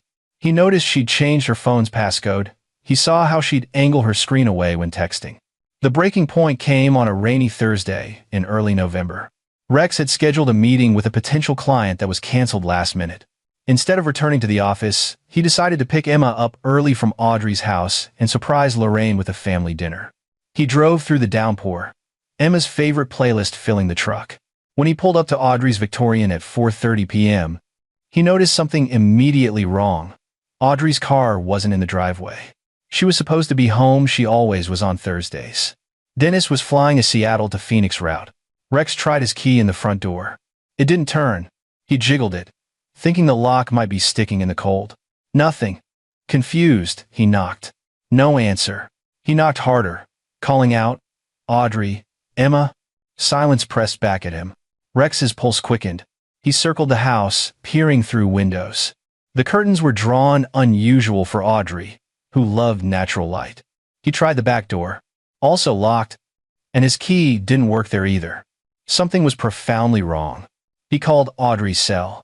It rang through to voicemail. He called Dennis. No answer expected, since he'd be mid-flight. He tried Lorraine. Straight to voicemail. A cold dread settled in Rex's stomach, the same feeling he'd had the night he got the call about his parents' boat. He dialed 911. "I need police at 2847 Ashwood Drive. My daughter is inside, but the locks have been changed and no one's answering." The dispatcher tried to calm him, asked clarifying questions. Rex provided answers mechanically, his architect's mind racing through scenarios, each more disturbing than the last. Why would the locks be changed? Where was Audrey? Where was Emma? The police arrived within 8 minutes, Officer Jackie Maddox and his partner, a younger cop named Gene Downs. Rex explained the situation, his voice steady despite the panic clawing at his chest. Maddox assessed the situation, then used a locksmith tool to jimmy the front door open. The house was silent, too silent. Maddox entered first, his hand on his holster. Rex moved to follow, but Maddox held up a hand. "Sir, let me clear the residence first." Rex waited on the porch, rain soaking through his jacket. Gene Downs stayed with him, radio crackling with routine traffic. Seconds stretched into minutes. Then Maddox appeared in the doorway, his face ashen. "Sir, you shouldn't look." "Why?" Rex pushed past him. "Sir, your daughter is already." Rex didn't hear the rest. He was already moving through the foyer, through the living room where Emma had built pillow forts, toward the back of the house where Audrey kept a guest bedroom for Emma's naps. The door was ajar. Inside, the world ended. Emma lay on the bed, her small body too still, her lips blue. Prescription bottles scattered on the nightstand. Audrey's medication for anxiety and insomnia, an empty juice box. The room smelled sickeningly sweet. Rex's legs gave out. He collapsed beside the bed, reaching for Emma's hand. It was cold. Behind him, Officer Maddox was calling for medical support, for detectives, his voice distant as if underwater. Gene Downs was securing the scene, already treating it as what it was, a crime scene. But Rex heard none of it. His entire world had collapsed into this single point. His daughter, gone, in his sister's house, surrounded by pills. The questions came later after the paramedics confirmed what Rex already knew. After the detectives arrived, after they tried to gently pull him away from Emma's body. "Where's my sister?" Rex's voice was hollow. Detective Chad Browning, a heavy-set man with sympathetic eyes, exchanged glances with his partner. "Mr. Weber, we're trying to locate Audrey McLean now. Her phone is going to voicemail. Do you know where she might be?" "No."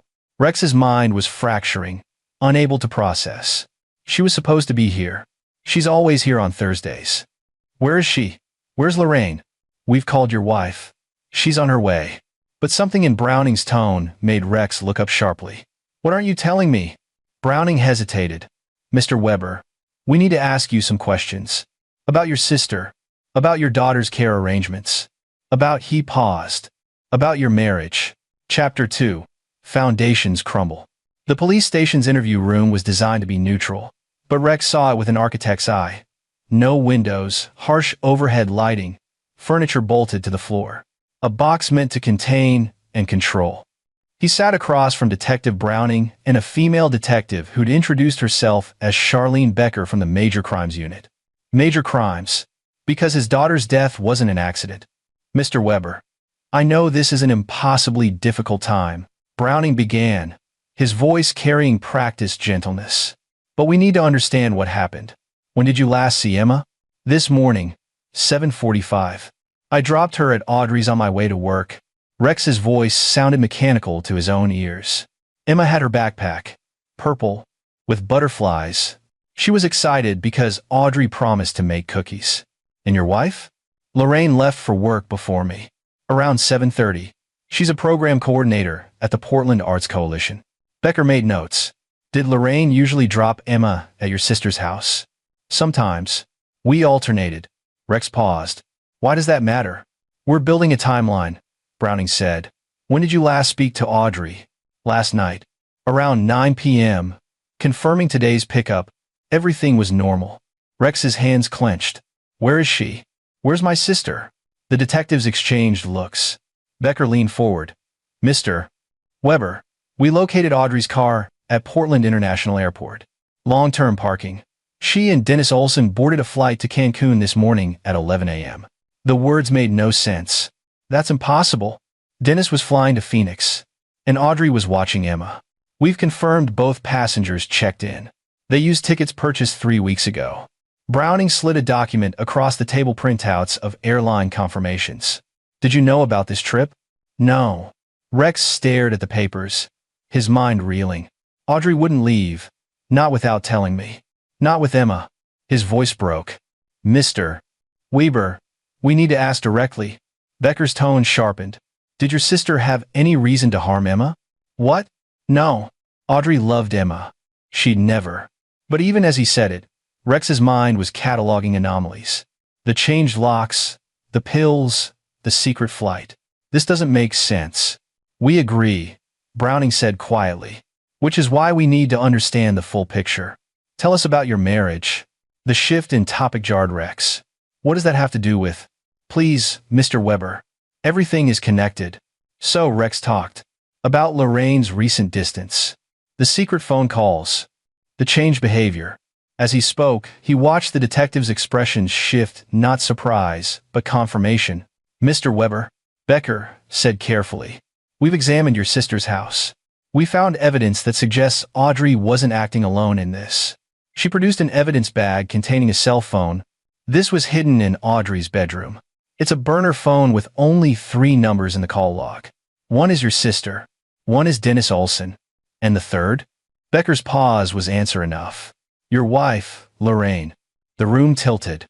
You're saying Lorraine and Audrey. We're saying they've been in frequent contact on this phone for the past 2 months. Daily calls. Often lasting hours. The last call was this morning at 9:15 a.m., 45 minutes before Audrey and Dennis left for the airport. Rex's mind worked through the implications like he was analyzing a structural failure. The changed locks meant he wasn't supposed to get in today. Audrey and Dennis fleeing to Mexico. Lorraine's involvement. And Emma. They killed my daughter. The words emerged flat. Dead. We're investigating, Browning began. They killed my daughter to hurt me. Understanding crystallized, sharp, and agonizing. Lorraine wanted out of the marriage. But divorcing me, fighting for custody that would take time, money, lawyers. This way, Emma's gone, and Audrey takes the blame while Lorraine plays the grieving mother. Becker's expression confirmed he was close to the truth. Mr. Weber, we've obtained warrants for phone records and financial statements. We'll find the evidence. But right now, we need you to stay calm and... The interview room door opened. Lorraine stood there, flanked by a uniformed officer. Her face, a mask of grief. Rex. Oh my God. They told me about Emma. She moved toward him, arms outstretched. Rex stood so abruptly. His chair clattered backward. Don't touch me. Lorraine froze, confusion flickering across her features. What? Rex, we need each other right now. Officer Maddox found Emma 2 hours ago. Where were you? I was at work, Rex. They called me, and I came straight here. Your phone went to voicemail. Multiple times. Lorraine's eyes darted to the detectives. I was in a meeting. My phone was on silent. Her voice carried the right notes of distress. But Rex heard the falseness now, like a beam that looked solid but was rotten inside. Mrs. Weber, Browning interjected. We'd like to ask you some questions. Separately. Of course. Anything to help find out what happened to our daughter. Lorraine's performance was flawless, the concerned mother, the devastated wife. But Rex saw her glance at the evidence bag containing the burner phone, saw the microscopic tightening around her eyes. She knew. She'd always known. Becker escorted Lorraine to another interview room. Browning turned back to Rex. "We're bringing in forensics. We'll examine everything: the pills, Emma's stomach contents, security footage from your sister's neighborhood. But I need to be straight with you, Mr. Weber. This kind of case, it's complicated. Proving conspiracy, especially if Audrey's fled the country. How long until you can arrest Lorraine? We need evidence. Real, solid, prosecutable evidence. And even then, if she gets a good lawyer." Browning didn't finish, but Rex understood. The justice system was a structure, built on rules and procedures and reasonable doubt. It was designed to protect the innocent, but it also protected the clever, the calculating, the ones who understood how to exploit its load-bearing walls. Rex had spent his career understanding structures. He knew where the weight went, where the weak points were, how everything connected. He knew that sometimes, when a building was too damaged, trying to save it only led to further collapse. Sometimes, you had to demolish and rebuild. "Can I go?" Rex asked. Browning hesitated, then nodded. "We'll need you available for follow-up questions. And Mr. Weber, don't do anything." "I won't." Rex stood, his movements controlled. "I just want to go home." It was the truth, just not the whole truth. Because as Rex walked out of the police station into the cold November night, his mind was already working, already planning, already understanding that the justice system might fail him. But he wouldn't fail Emma. Chapter 3: Blueprints of Revenge. Rex didn't go home. Instead, he drove to his office, a converted firehouse in southeast Portland that housed Weber and associates on the second floor. At 11 p.m., the building was empty, exactly as he needed. He climbed the iron stairs to his private office, a space lined with drafting tables, architectural models, and filing cabinets containing every project he'd worked on for the past decade. But Rex didn't head for those. Instead, he unlocked a storage room that housed his personal archives, projects from his early career, including several he'd never publicized. Before Rex had gone legitimate, before he'd built a respectable firm, he'd worked for Art Emery, a developer who specialized in properties that existed in legal gray zones. Emery had taught Rex more than architecture. He taught him how systems could be manipulated, how documentation could be made to disappear, how the right connections could turn problems into solutions. Rex pulled out a specific file from 2012, the Riverside Project. It had been Emery's last venture before retiring to Costa Rica, a luxury condo conversion that had required making several city inspectors overlook code violations, a few union representatives forget labor complaints, and one particularly stubborn environmental activist named Henry Poole decide that moving to Seattle was preferable to continuing his protests. Poole's relocation hadn't been voluntary. It had been the result of carefully orchestrated pressure, financial leverage, manufactured scandals, and what Emery had called architectural persuasion. Rex had witnessed it all, had learned how to dismantle someone's life with the same precision he used to design buildings. He'd never wanted to use those skills, but he'd never had a dead daughter before. Rex opened his laptop and began constructing a different kind of blueprint, not for a building, but for justice.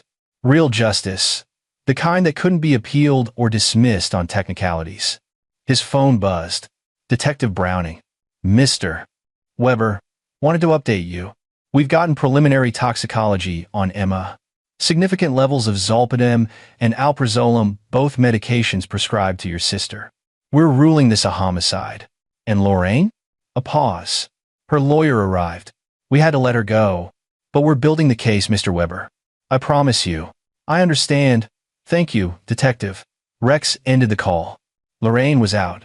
Protected by lawyers, by the presumption of innocence, by a system designed to move slowly and carefully. While Emma was in a morgue, Rex pulled up another file on his computer, Lorraine's digital footprint. Over their marriage, he'd maintained their shared cloud storage, had admin access to their family accounts.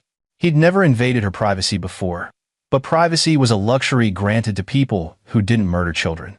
He found it within 30 minutes, a hidden folder in their cloud storage. Password protected, but using Lorraine's mother's maiden name combined with her birth year predictable. Inside were hundreds of text messages, screenshots of conversations with someone named M. Rex opened them and read, M. When are you leaving him? Lorraine. Soon. I just need the timing to be right. M. You've been saying that for 6 months. Lorraine. I know. But if I file for divorce, Rex will fight me for custody. You know how he is methodical, obsessive. He'll make it ugly. M. So, what's the alternative? Lorraine. I'm working on it. Trust me. The messages continued, growing more explicit. M was pushing for commitment. Lorraine was promising, stalling, planning. Then, 2 months ago, the tone shifted. Lorraine. Talk to Audrey. She's in. M. Are you serious? Lorraine. She owes me. And Dennis is desperate for money. They'll handle it. M. Handle what exactly? Lorraine. Better if you don't know details. Just know that in a few weeks, I'll be free. We'll be together. M. What about Emma? Lorraine. What about her? Rex's hands trembled. He forced himself to keep reading. M. I'm not sure I can do this knowing. Lorraine. Don't get cold feet now. She's Rex's problem, not ours. After this, she won't be anyone's problem. M. Jesus Christ. Lorraine. Lorraine, I need you with me on this. Are you with me? M. Yes. The messages ended 3 days ago. Rex took screenshots of everything, backed them up to 3 separate locations, then continued digging. He found financial records next. Lorraine had opened a separate bank account 6 months ago, one Rex hadn't known about. Deposits came from her paycheck normal, but there were also regular wire transfers to an account in Dennis Olson's name, $2,000 monthly for 3 months. Then a final payment of $15,000 2 weeks ago. Payment for murder. Rex also found travel documents. Tickets to Barcelona for Lorraine and M, dated for 3 weeks from now. One-way tickets. A new life purchased with Emma's death. But who was M? Rex searched Lorraine's social media, her email contacts, cross-referencing against the burner phone records the police had mentioned. The number was registered to a prepaid account, but the call patterns matched someone Lorraine interacted with regularly. Then Rex found it, a LinkedIn message from 8 months ago. Hey Lorraine, so good to see you at the gallery opening. We should grab coffee and catch up properly. Maxwell Brennan. Maxwell Brennan. Rex pulled up his profile. Age 31. Commercial photographer. Divorced.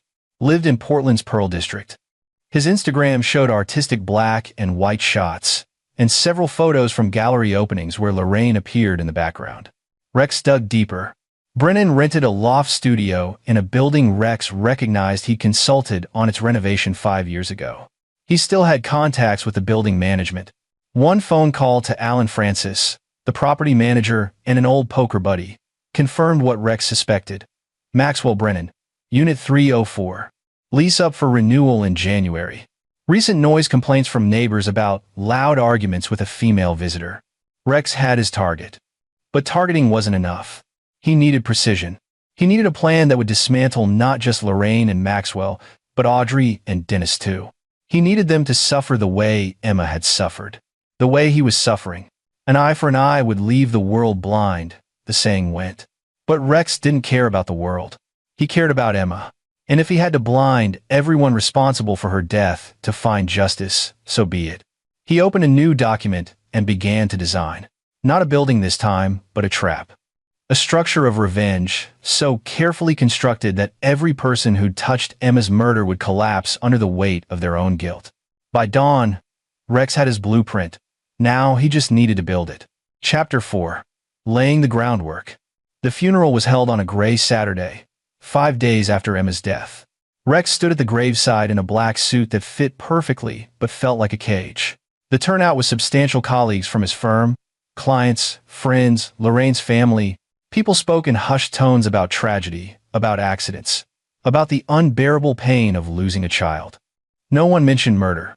The police had kept that detail quiet while building their case. Lorraine stood beside Rex, dressed in elegant black, her performance of grief Oscar-worthy. She dabbed at her eyes with a handkerchief, leaned on her mother for support, accepted condolences with trembling hands. Rex watched her with the detachment of an engineer studying a faulty component. Maxwell Brennan attended, Rex noted. He stood at the back, appropriately somber, a colleague offering support to a grieving acquaintance. Their eyes never met, but Rex saw Lorraine's gaze flicker toward Maxwell twice. Brief, controlled, but confirming. After the service, people gathered at Rex's house for the reception. Lorraine had organized everything: caterers, flowers, a tasteful photo display of Emma's short life. She moved through the crowd with practiced grace, accepting sympathies, telling stories about their daughter. Rex slipped away to his study and locked the door. From his safe, he retrieved a small device he'd purchased from a contact of Art Emery's, a man named Tom Wolfe who specialized in surveillance equipment. The device was a cellular interceptor, capable of cloning SIM data and monitoring communications. Rex had visited Maxwell's building 3 nights ago. Getting inside had been simple. He still had master access codes from the renovation project. He'd entered Maxwell's loft while the photographer was at a nightclub, confirmed via Instagram posts, and installed micro cameras in 3 locations: the living room, the bedroom, and the home office. Now, Rex activated his laptop and pulled up the feeds. Maxwell's loft was empty, but Rex had recordings from the past 5 days. He scrolled through, looking for specific interactions. There. 2 days ago, 11 p.m. Maxwell and Lorraine in his bedroom. Rex forced himself to watch, to listen. "You shouldn't be here," Maxwell said, pulling Lorraine close. "People will notice. I needed to see you. The police are asking questions." Lorraine's voice was strained. "What kind of questions?" "About my relationship with Audrey. About my marriage. They're looking at phone records." "The burner phone? I dumped it in the river the day Emma died. But they might have already pulled the records." Maxwell pulled back. "Jesus, Lorraine, what if they connect us?" "They won't. We've been careful. And even if they suspect, suspicion isn't proof." Lorraine's voice hardened. "Just stick to the story. You're a friend offering support. Nothing more. And Audrey? In Mexico by now. No extradition treaty. She and Dennis are safe. What about us? The Barcelona tickets? We wait. Let things settle. Then we go." Maxwell hesitated. I knew you wanted out of your marriage, but I didn't think you'd actually." "Don't." Lorraine's voice went cold. "Don't start questioning this now. We talked about it. You agreed. I agreed to help you leave Rex. Not to." Maxwell's voice dropped to a whisper. "Not to kill a kid." Lorraine slapped him. The sound was sharp in the quiet loft. "Don't you dare put this on me. You knew what was necessary. You knew Emma was the chain keeping me trapped. I gave you the choice to walk away, and you didn't take it. Because I love you. Then act like it. Keep your mouth shut, play the supportive friend, and in a few weeks, we'll be in Spain starting our new life." Lorraine softened, touching Maxwell's face. "I did this for us, Max. So we could be together." Rex stopped the recording. He'd heard enough. Maxwell Brennan was weak, compromised by love and cowardice, complicit but conflicted. That made him the pressure point, the crack in the foundation. Rex compiled the recordings, encrypted them, and uploaded them to a secure server. Insurance, for now. Then he reviewed the rest of his plan. Phase 1. Isolate the targets. This was already underway. Audrey and Dennis were in Mexico. Lorraine thought she was safe. Maxwell was anxious but committed. Phase 2. Apply pressure. This required precision and timing. Phase 3. Watch them destroy each other. Rex's phone buzzed. Detective Browning. Mr. Weber, wanted to update you. We've officially filed charges against Audrey McLean and Dennis Olson for first-degree murder and conspiracy. We're working with Mexican authorities for extradition, but it's complicated. Dennis has been there before on layovers. He knows the system. What about Lorraine? We're still building the case. The phone records show contact, but her lawyer is arguing it was innocent, that she was confiding in Audrey about marital problems, without concrete evidence of conspiracy. I understand. Rex kept his voice neutral. Do what you can, detective. After ending the call, Rex opened a new browser window and accessed an encrypted messaging platform. He typed a message to Tom Wolfe. Need a courier. Discreet.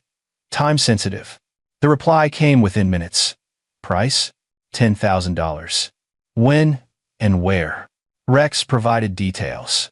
The package would be delivered to the Mexican Police Department, handling Audrey and Dennis's case anonymously, containing specific evidence that would make extradition inevitable.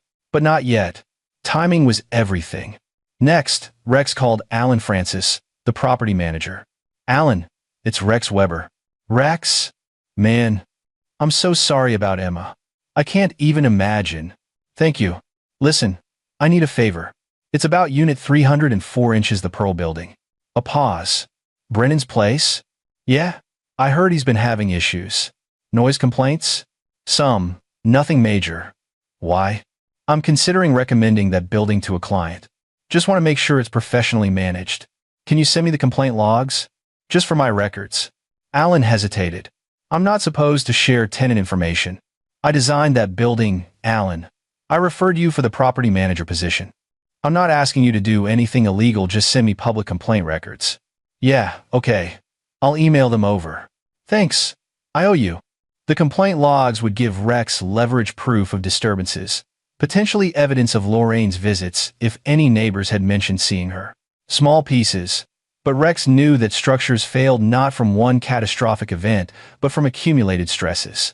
That night, after the reception ended and the house fell silent, Lorraine approached Rex in the kitchen.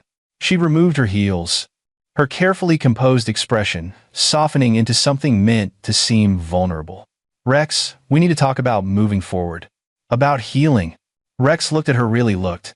He saw the woman he'd married, the mother of his child, the person he'd trusted with everything. And he saw the monster underneath, the calculating predator who'd orchestrated Emma's death. "What did you have in mind?" he asked carefully. "Grief counseling. Together. I think it would help us process, but this." She reached for his hand. Rex let her take it, felt her fingers intertwine with his. Warm and familiar and poisonous. "That's a good idea." Relief flickered across Lorraine's face.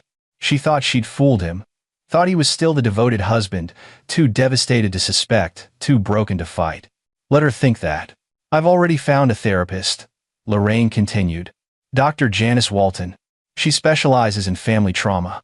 I made us an appointment for Thursday." "Thursday works." Rex squeezed her hand gently, selling the performance. "Thank you for thinking of this. For thinking of us." Lorraine smiled, and for a moment, Rex saw genuine relief. She needed him compliant, cooperative, because a grieving husband asking questions would complicate her escape plan. After Lorraine went to bed, Rex remained in the kitchen, staring at Emma's drawings on the refrigerator, butterflies and rainbows and stick figure families. His daughter's entire world, reduced to construction paper and crayons. He pulled down one drawing Emma had made it for his birthday. A house with a red door, 2 tall figures, 1 small figure, and a yellow sun. "My family" written in wobbly letters across the top.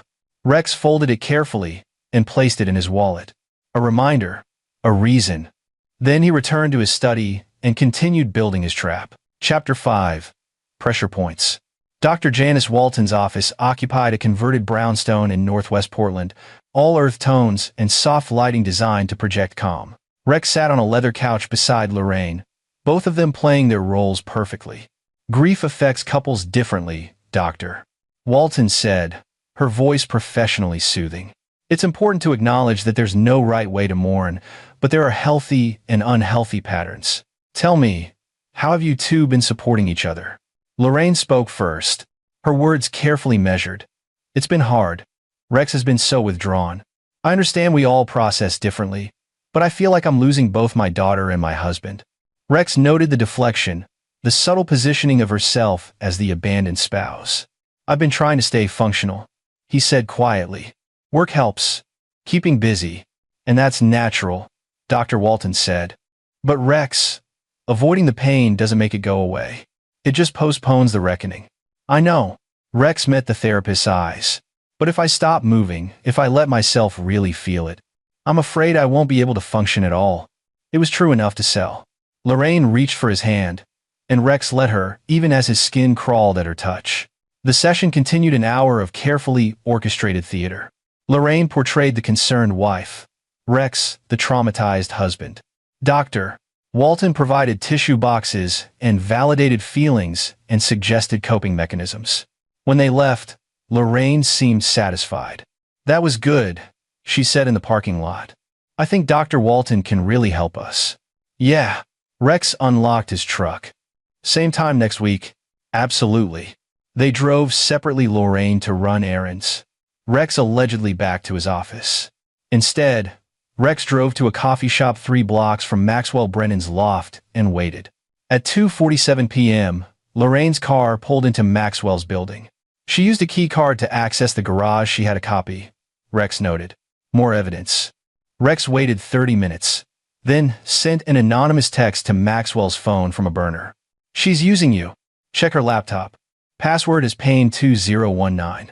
Look at the files marked insurance. 3 minutes later, Rex's surveillance feed showed Maxwell opening his laptop, Lorraine's laptop, which she'd left on his desk. Rex watched Maxwell type the password, navigate to the files. The files Rex had planted the previous night while Lorraine and Maxwell were at dinner. Files containing fabricated evidence that Lorraine was planning to frame Maxwell for Emma's murder. Fake emails discussing how to redirect police attention. Manufactured bank records showing payments from Maxwell's account to Audrey. Doctored text messages. All false. All damning. Rex watched Maxwell's face pale as he read. Watched him glance toward the bedroom where Lorraine was showering. Watched the doubt seed itself. Perfect. Phase 2 was accelerating. Over the next week, Rex maintained his grieving husband routine while systematically dismantling his target's foundations. He sent the Mexican police an anonymous package containing proof of Audrey and Dennis's location, flight records, and bank statements showing Dennis's payoff. Mexican authorities raided their hotel. Audrey and Dennis were arrested. Extradition proceedings initiated. Leaked carefully edited surveillance footage to Detective Browning showing Lorraine entering and leaving Maxwell's loft multiple times over the past 2 months. The footage didn't prove murder conspiracy, but it established the affair, contradicting Lorraine's claims of being a devoted wife. Arranged for Maxwell to receive a second anonymous message. The police know. She's going to blame you. Save yourself. Contacted Lorraine's employer at the Portland Arts Coalition with an anonymous tip about financial irregularities, specifically that Lorraine had been embezzling small amounts to fund her secret bank account. The amounts were real, Rex had confirmed via her bank records, but the embezzlement claim was Rex's fabrication. It didn't matter. The resulting internal investigation would destroy Lorraine's credibility. Each action was calculated, timed, designed to create maximum psychological pressure. Rex understood structural stress, how small forces, applied at precise points, could bring down entire buildings. He was bringing down Lorraine's world the same way. On Wednesday evening, Rex's surveillance feed captured the first major crack. Maxwell confronted Lorraine. "Did you set me up?" he demanded, shoving the laptop toward her. Lorraine stared at the screen, her face unreadable. "What are you talking about?" "These files. These emails. They make it look like I killed Emma. That's insane." "I don't know what." Lorraine's eyes narrowed. "Where did you get my password?" "Someone texted me. Told me to look." "Who?" "I don't know. A blocked number." Lorraine grabbed the laptop, scrolling through files. Rex watched her mind work, saw the moment she realized someone was playing them. "This is bullshit. These files aren't real. Someone's planting evidence." "How do you know?" "Because I didn't write these emails, Maxwell. Someone's trying to turn us against each other. Or you wrote them and forgot." Maxwell's voice rose. "You're smart enough to frame me. You're smart enough to make me the fall guy while you skip to Barcelona. You're being paranoid." "Am I?" "Because my friend at the police department told me they're asking about me. About my relationship with you. They know about the affair." "Lorraine." Rex saw Lorraine's composure crack. "What?" "Someone sent them footage of you coming to my place multiple times. That doesn't prove anything. It proves we lied. And if they start digging, if they find out I knew about your plan," Maxwell's hand shook, "I could go to prison." "You won't. Just stay calm." "I can't do this." Maxwell backed away. "I'm done. We're done." "You don't mean that." "I do. Get out. And don't come back." Lorraine's expression hardened. "You weak piece of shit. I risked everything for us. You killed a kid. I helped you cover it up because I was stupid and in love, but I'm not going down for this." Maxwell pointed to the door. "Get out." Lorraine left. Rex watched her drive away, her hands white-knuckled on the steering wheel. The foundation was crumbling. Chapter 6. Controlled Demolition. The next morning, Maxwell Brennan walked into the police station and asked to speak to Detective Browning. Rex received a text from his contact inside the department, an old client named Brian Spaulding, who owed Rex several favors. Brennan is talking, offering testimony against LW in exchange for immunity. Rex read the message twice, then deleted it. Everything was proceeding according to plan. Maxwell's testimony would be the final nail in Lorraine's coffin. He'd provide evidence of the conspiracy, confirm Lorraine's involvement, describe her cold calculation. The prosecution would have motive, means, and opportunity. They'd have a witness willing to confirm the affair, the planning, the payment to Audrey. Lorraine would be arrested within days. But Rex wanted more than prison. Prison was clean, bureaucratic, impersonal. Prison didn't make Lorraine feel the terror Emma must have felt. It didn't make her understand the totality of what she destroyed. So Rex initiated Phase 3. He sent Lorraine a text from his burner phone. Maxwell told the police everything. They're coming for you. Then, he waited. The response came within minutes. Who is this? Rex didn't reply. Instead, he watched via the camera he'd installed in his own house, positioned to monitor the living room and kitchen, installed under the guise of home security. Lorraine arrived home 20 minutes later, frantic. She immediately began packing clothes, documents, cash from the safe Rex didn't know she knew about. She was running. Perfect. Rex sent another message. Running makes you guilty. The airports are watching. Borders are flagged. You can't escape. Lorraine's phone clattered to the floor. Rex watched her collapse onto the couch, head in hands. She was trapped, and she knew it. But Rex wasn't done. He accessed Lorraine's email and sent a message to Audrey McLean's lawyer in Mexico. Audrey had retained counsel after her arrest. From Lorraine Downs. I can't let you take the fall alone. I'm prepared to testify that Dennis acted alone, that you were coerced. In exchange, I need you to confirm that Rex knew about our plan, that he was involved but turned on us when Emma actually died. It's our only way out. L. The email was calculated poison. Audrey would receive it, believe Lorraine was trying to make a deal, and likely respond with rage, possibly incriminating herself further. At minimum, it would destroy any remaining trust between them. Rex also sent an email from Maxwell's account to Lorraine. From Maxwell Brennan. I told them everything, but I made sure to emphasize that you manipulated me, that you threatened to ruin my career if I didn't help. It's your word against mine, and I have emails to prove you were controlling this whole thing. You're fucked. M. Then Rex sent one more message, this one from Audrey's account to Lorraine. From Audrey McLean. You selfish bitch. Dennis and I are facing life in prison because of you. I'm telling them everything, how you planned Emma's murder, how you paid us, how you wanted her dead so you could run away with your photographer boyfriend. I hope you rot. A. Rex sent all 3 emails within 10 minutes, then sat back and watched the chaos unfold. Lorraine's phone began buzzing calls from her lawyer, from her mother, from friends who'd seen the news that Maxwell Brennan was cooperating with police. She ignored them all, instead opening her laptop and frantically deleting files, clearing browser histories, destroying evidence. Too late. Rex had copies of everything. At 6 p.m., Detective Browning and 4 uniformed officers arrived at Rex's house. Rex watched via his phone as they knocked, announced themselves, and entered. Lorraine let them in, still playing the cooperative wife. Lorraine Downs, you're under arrest for conspiracy to commit murder, first-degree murder, and child endangerment. Rex listened to Lorraine's Miranda rights being read, heard her protests. This is insane. I didn't do anything. Rex, tell them. Watched her being led away in handcuffs. Only then did Rex allow himself a small, cold smile. The trap had worked perfectly. Maxwell, Audrey, and Lorraine had all turned on each other, exactly as he'd designed. The prosecution would have multiple witnesses, mountains of evidence, and defendants eager to blame anyone but themselves. But Rex still wasn't satisfied. Because Emma was still dead. Because prison, even life in prison, didn't balance the scales. So Rex initiated the final phase of his plan. The phase he'd been building toward from the beginning. The phase that would ensure true justice. Chapter 7. The Reckoning. The trial began 4 months later. In March, Portland's courthouse became a media circus.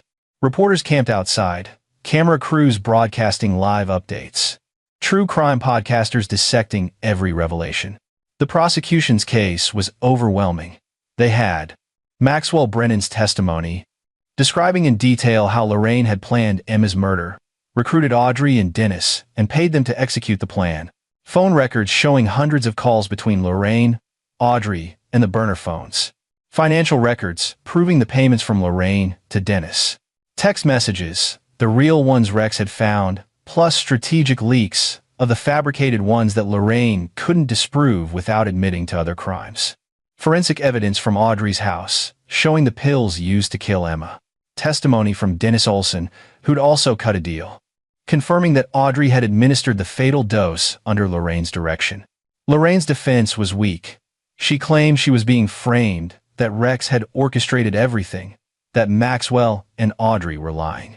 But she had no evidence, and her credibility had been shredded by the revelation of her affair, her secret bank account, and her planned flight to Spain. Audrey McLean's trial ran concurrently. She tried to blame Dennis, then Lorraine, then claimed diminished capacity due to mental illness. The jury didn't buy it. Dennis Olson testified against both women, painting himself as a desperate man manipulated by his wife and Lorraine. He received 20 years in exchange for cooperation. Maxwell Brennan was granted immunity for his testimony.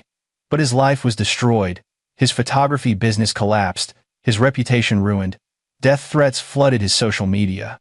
He'd escaped prison, but not consequences. Rex attended every day of the trial, sitting in the front row, watching Lorraine squirm on the witness stand. He met her eyes once, during her testimony, and let her see the truth there, that he knew everything, had known from the beginning, had orchestrated her destruction as methodically as she'd orchestrated Emma's death. The recognition in Lorraine's eyes was satisfying, but not enough. On the trial's final day, as closing arguments concluded, Rex left the courthouse and drove to a storage unit he'd rented under a shell company.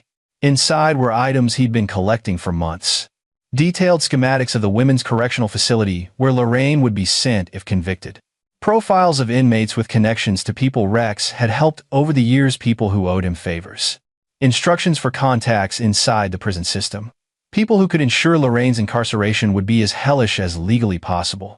Rex had spent months learning the prison ecosystem, understanding its hierarchies, its economies, its violence. He'd identified which guards were corruptible, which inmates controlled which blocks, which scenarios would make Lorraine's life unbearable without being traced back to him. He'd designed a structure of suffering, one that would last decades. But as Rex sat in the storage unit, surrounded by his instruments of revenge, he felt hollow. Emma was still gone. No amount of Lorraine's suffering would bring her back. For the first time since Emma's death, Rex allowed himself to truly grieve.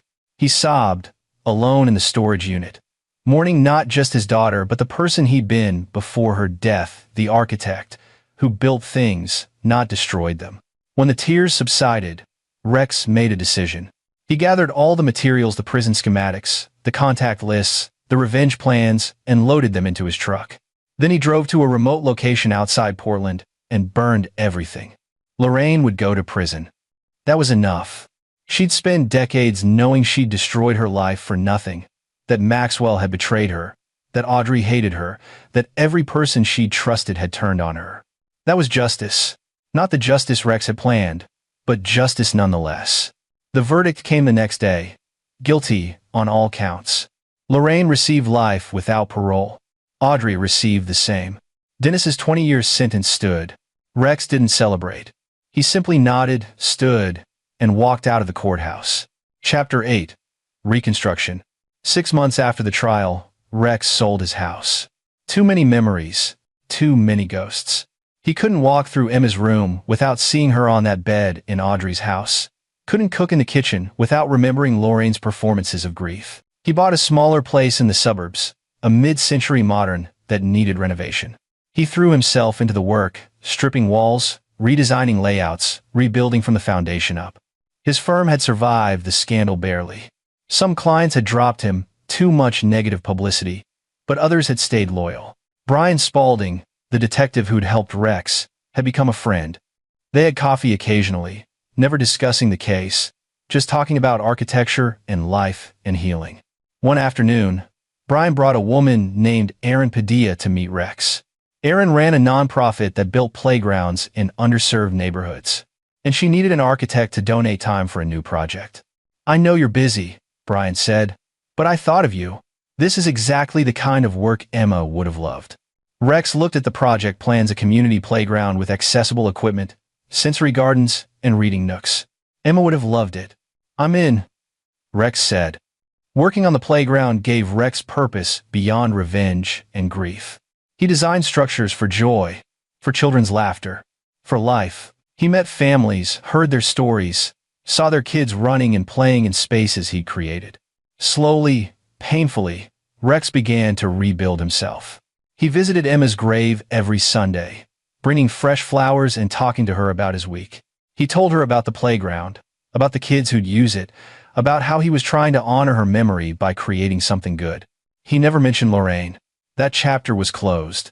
One Sunday, as Rex sat beside Emma's headstone, he noticed another grave nearby, freshly dug, flowers still bright.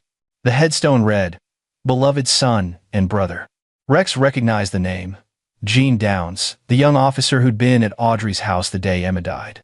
He'd been killed in a car accident 3 weeks ago. Officer Jackie Maddox stood nearby, placing flowers. "Officer Maddox," Rex said quietly. Maddox turned, recognition flickering. "Mr. Weber, I didn't expect to see you here. I come every week." Maddox nodded toward Gene's grave. "He was my partner. Good kid, 23 years old." His voice cracked. They stood in silence for a moment. Two men mourning, two lives touched by loss. "Does it get easier?" Maddox asked. Rex considered lying, offering comfort. But he respected Maddox too much. "No, you just get better at carrying it." Maddox nodded. "That's what I figured." They talked for a while about Gene, about Emma, about the randomness of tragedy. When they parted, Maddox shook Rex's hand. "For what it's worth, Mr. Weber, I'm glad they convicted her. I'm glad you got justice." Rex nodded. "Thank you." But as he drove home, Rex thought about Maddox's words. Justice. Was that what he'd gotten? Lorraine was in prison. Yes. Audrey too. Dennis would serve his time. Maxwell's life was ruined. But Emma was still dead. And Rex had spent 6 months becoming someone he barely recognized: a manipulator, a schemer, a man who'd built traps instead of buildings. That night, Rex opened his laptop and began a new project, a memorial scholarship in Emma's name, for children pursuing architecture or art. He funded it with money from selling the house, from liquidating accounts, from everything he could spare. If he couldn't bring Emma back, he'd make sure her name created opportunities for others. Chapter 9.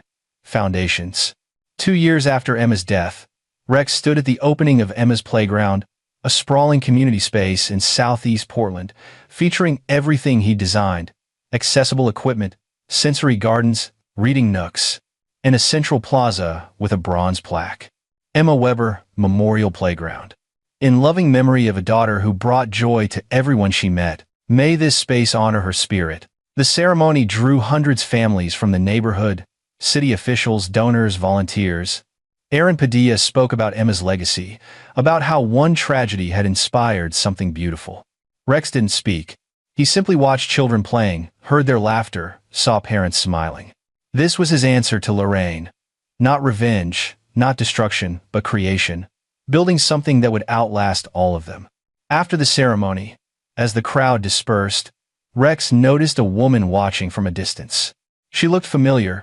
Gladys Payne, Emma's kindergarten teacher. "Mr. Weber," she said, approaching carefully. "I hope I'm not intruding." "Not at all, Miss Payne. I wanted to tell you. Emma talked about you constantly. About how you built beautiful buildings, how you could make anything. She was so proud of you." Gladys smiled sadly. "She'd be proud of this too." Rex felt his throat tighten. "Thank you. I also wanted to ask, I'm starting an after-school art program, teaching kids about architecture and design. I wondered if you consider being a guest speaker sometime, showing them what's possible." Rex thought about Emma, about her drawings on the refrigerator, about the future she'd never have, but also about the futures he could help shape for other children. "I'd be honored," he said. Over the following months, Rex found a new rhythm. He worked on his firm's projects, volunteered with Aaron's nonprofit, spoke at Gladys's after-school program. He dated occasionally, tentatively, not looking for replacement but for connection. He never forgot Emma. He thought about her every day, carried her drawing in his wallet, visited her grave weekly. But he also learned to live with the grief instead of being consumed by it. One evening, 3 years after the trial, Rex received a letter. The return address was Oregon State Penitentiary, the women's facility where Lorraine was incarcerated. Rex stared at the envelope for a long time before opening it. Rex, I know you'll probably throw this away without reading, but I had to try. I've had 3 years to think about what I did. What I destroyed. Not just Emma, but everything: our marriage, my life, other people's lives. I was selfish. I was cruel. I convinced myself that I deserved happiness, that Emma was an obstacle, that I could just erase that part of my life and start over. I was wrong. So fucking wrong. I don't expect forgiveness. I don't deserve it. But I wanted you to know that I think about Emma every day. About her smile, her laugh, her drawings, about the fact that she's gone because of me. Prison is hell. I'm in protective custody because the other inmates know what I did. I get attacked regularly. I've lost teeth. I've been stabbed twice. The guards look the other way. I'm not asking for sympathy. I earned every bit of this. I just wanted you to know that I'm suffering, that I'll suffer for the rest of my life. That might not mean anything to you, but it's all I have to offer. I'm sorry, Rex. I'm so fucking sorry. Lorraine. Rex read the letter twice, then set it aside. He felt nothing. No satisfaction, no anger, no sadness. Just a vast emptiness where Lorraine used to be. He considered responding, then decided against it. Lorraine didn't deserve his words, his attention, his energy. She'd had her trial, her conviction, her consequences.